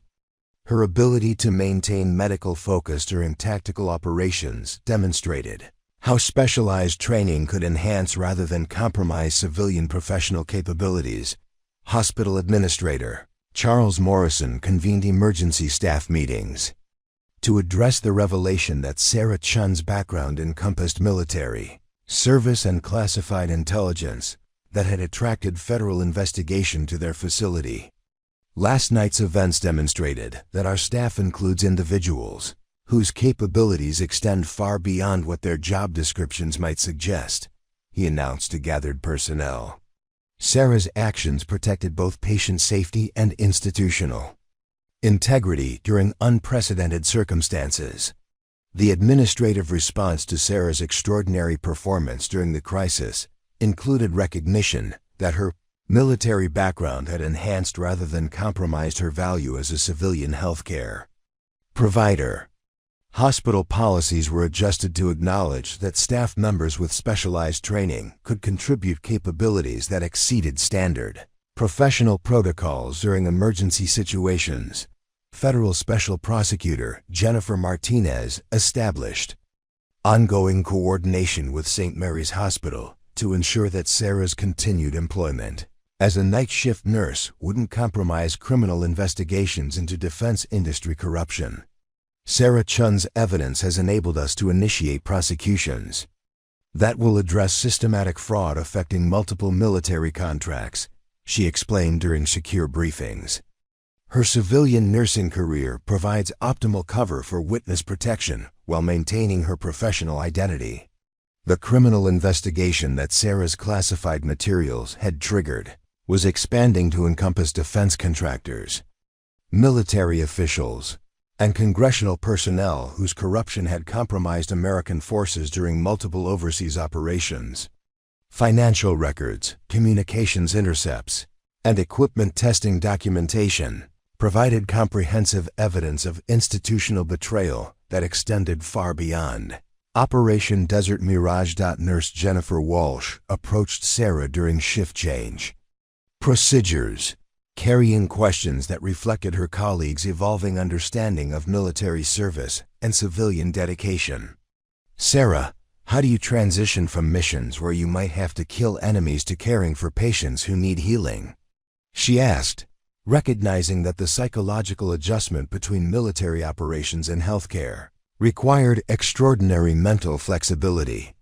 Both missions involve protecting people who can't protect themselves, Sarah replied while updating patient care documentation and preparing shift transition reports. The methods are different, but the fundamental obligation remains the same. Whether it's eliminating threats to American personnel or preventing cardiac arrest in elderly patients, the core purpose is ensuring that good people survive dangerous circumstances.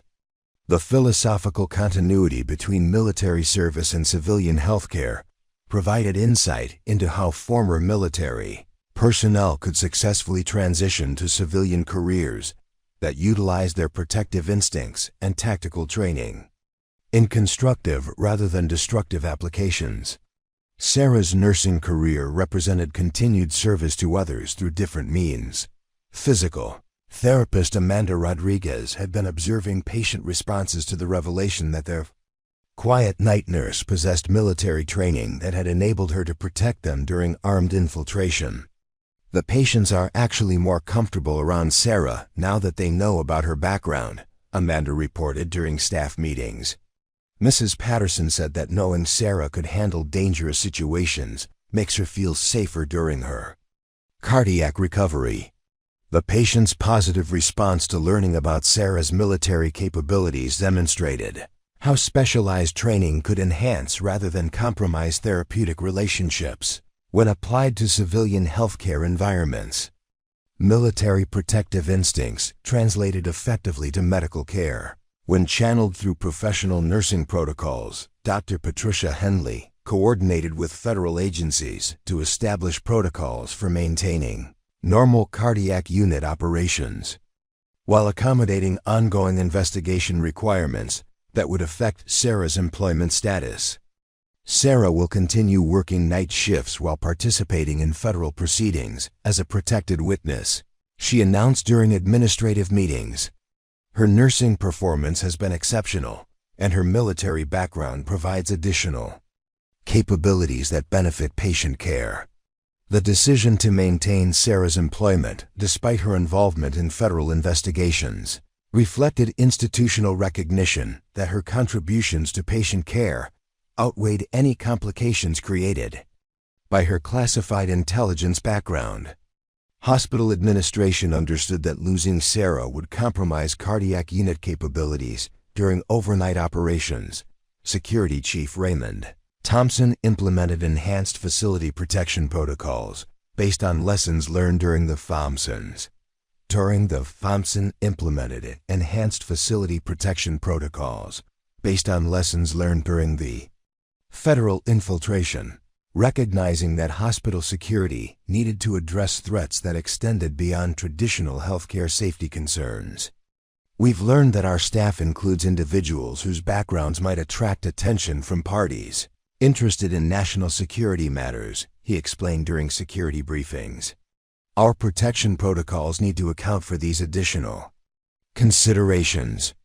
The security enhancement reflected institutional adaptation to the reality that healthcare facilities might employ personnel whose previous careers involved classified activities that could generate ongoing security requirements. Hospital protection needed to encompass both traditional medical safety and specialized threat assessment.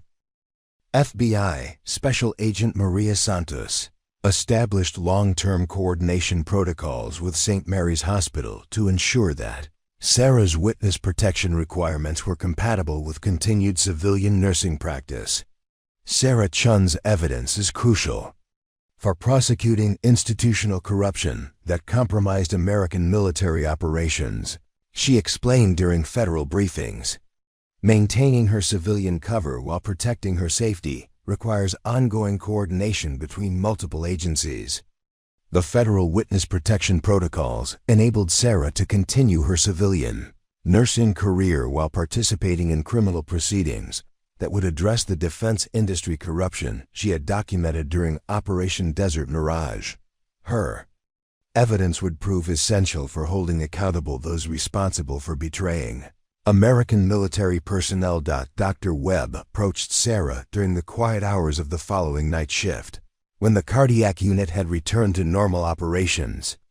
Despite the extraordinary events that had revealed her true background, Sarah, do you think you'll be able to continue nursing long-term? Or will federal investigations eventually require you to return to military service? He asked, concerned that her valuable contributions to patient care might be temporary. This is where I belong now, Sarah replied while checking Mr. Patterson's cardiac monitor and adjusting his medication levels. Military service taught me how to protect people under extreme circumstances, but nursing enables me to heal people during their most vulnerable moments. Both missions matter, but healing creates something positive rather than just preventing something negative. Sarah's commitment to civilian healthcare reflected her evolution from warrior to healer, utilizing military training to enhance rather than replace medical capabilities. Her nursing career represented the application of protective instincts through constructive rather than destructive means, creating positive outcomes for patients who benefited from her exceptional skills. The weeks following the federal investigation saw Sarah's colleagues gradually adapting to their expanded understanding of her background and capabilities, recognizing that her military training enhanced rather than compromised her nursing effectiveness. Patient outcomes in the cardiac unit improved as Sarah's tactical awareness and crisis management skills complemented her medical expertise during routine healthcare operations. Congressional hearings into defense industry corruption began utilizing Sarah's evidence to expose systematic fraud that had compromised American military operations and resulted in preventable casualties. Her documentation provided foundation proof for criminal prosecutions that would address institutional betrayal spanning multiple years and billions of dollars in fraudulent contracts. As Sarah completed her morning rounds and prepared to end another night shift. She reflected on how her journey from Navy SEAL to cardiac nurse had prepared her for circumstances that neither military training nor nursing education could have anticipated individually. The convergence of tactical expertise with medical knowledge had enabled her to protect both classified evidence and innocent lives during unprecedented situations that tested every aspect of her dedication to serving others. Her colleagues at St. Mary's Hospital had learned that heroism could take many forms, from the obvious courage of military service to the quiet dedication of overnight nursing shifts. Sarah Chen's extraordinary story demonstrated that some missions never truly end. They simply evolve into new opportunities to protect and heal those who need protection and healing most. The Navy SEAL Trident, tattooed beneath her scrubs, would always remind Sarah of the warrior she had been. But her stethoscope and nursing badge represented the healer she had chosen to become, proving that the greatest strength lay not in the ability to destroy enemies, but in the wisdom to transform that strength into the power to save lives. 6 months later, Sarah Chen received the Presidential Medal of Freedom in a private White House ceremony. Her evidence had led to the conviction of 17 defense contractors and 12 military officials, saving taxpayers over $2 billion and preventing future betrayals of American forces overseas. But that evening, she returned to St. Mary's Hospital for her night shift, checking on Mrs. Henderson, who had fully recovered from her cardiac surgery. "You're still here," the elderly woman marveled. "After everything that happened, after all those important people in Washington, you're still taking care of people like me." Sarah smiled, adjusting the patient's blanket with the same gentle precision she'd always shown. "This is where I'm needed most," she replied. "Heroes don't always wear uniforms or receive medals. Sometimes they wear scrubs and work night shifts, protecting people when the world isn't watching." As dawn broke over the cardiac unit, Sarah completed her rounds one more time. The Navy SEAL Trident tattoo remained hidden beneath her scrubs, but its meaning had evolved. It no longer represented just her past as a warrior. It symbolized her present as a guardian, someone who understood that true strength lay in choosing to heal rather than harm, to build rather than destroy. Her story spread quietly through the hospital, inspiring other staff members to recognize that everyone carries hidden depths, untold stories of courage and sacrifice. Some heroes storm beaches, others monitor heart rates through the night. Both missions matter.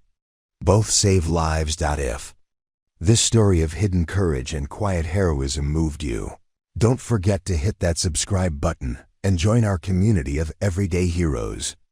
Share this story with someone who needs to be reminded that strength takes many forms, and greatness often wears scrubs instead of uniforms. What's your hidden story of everyday heroism? Drop a comment below. We read every single one and love hearing from our amazing viewers around the world.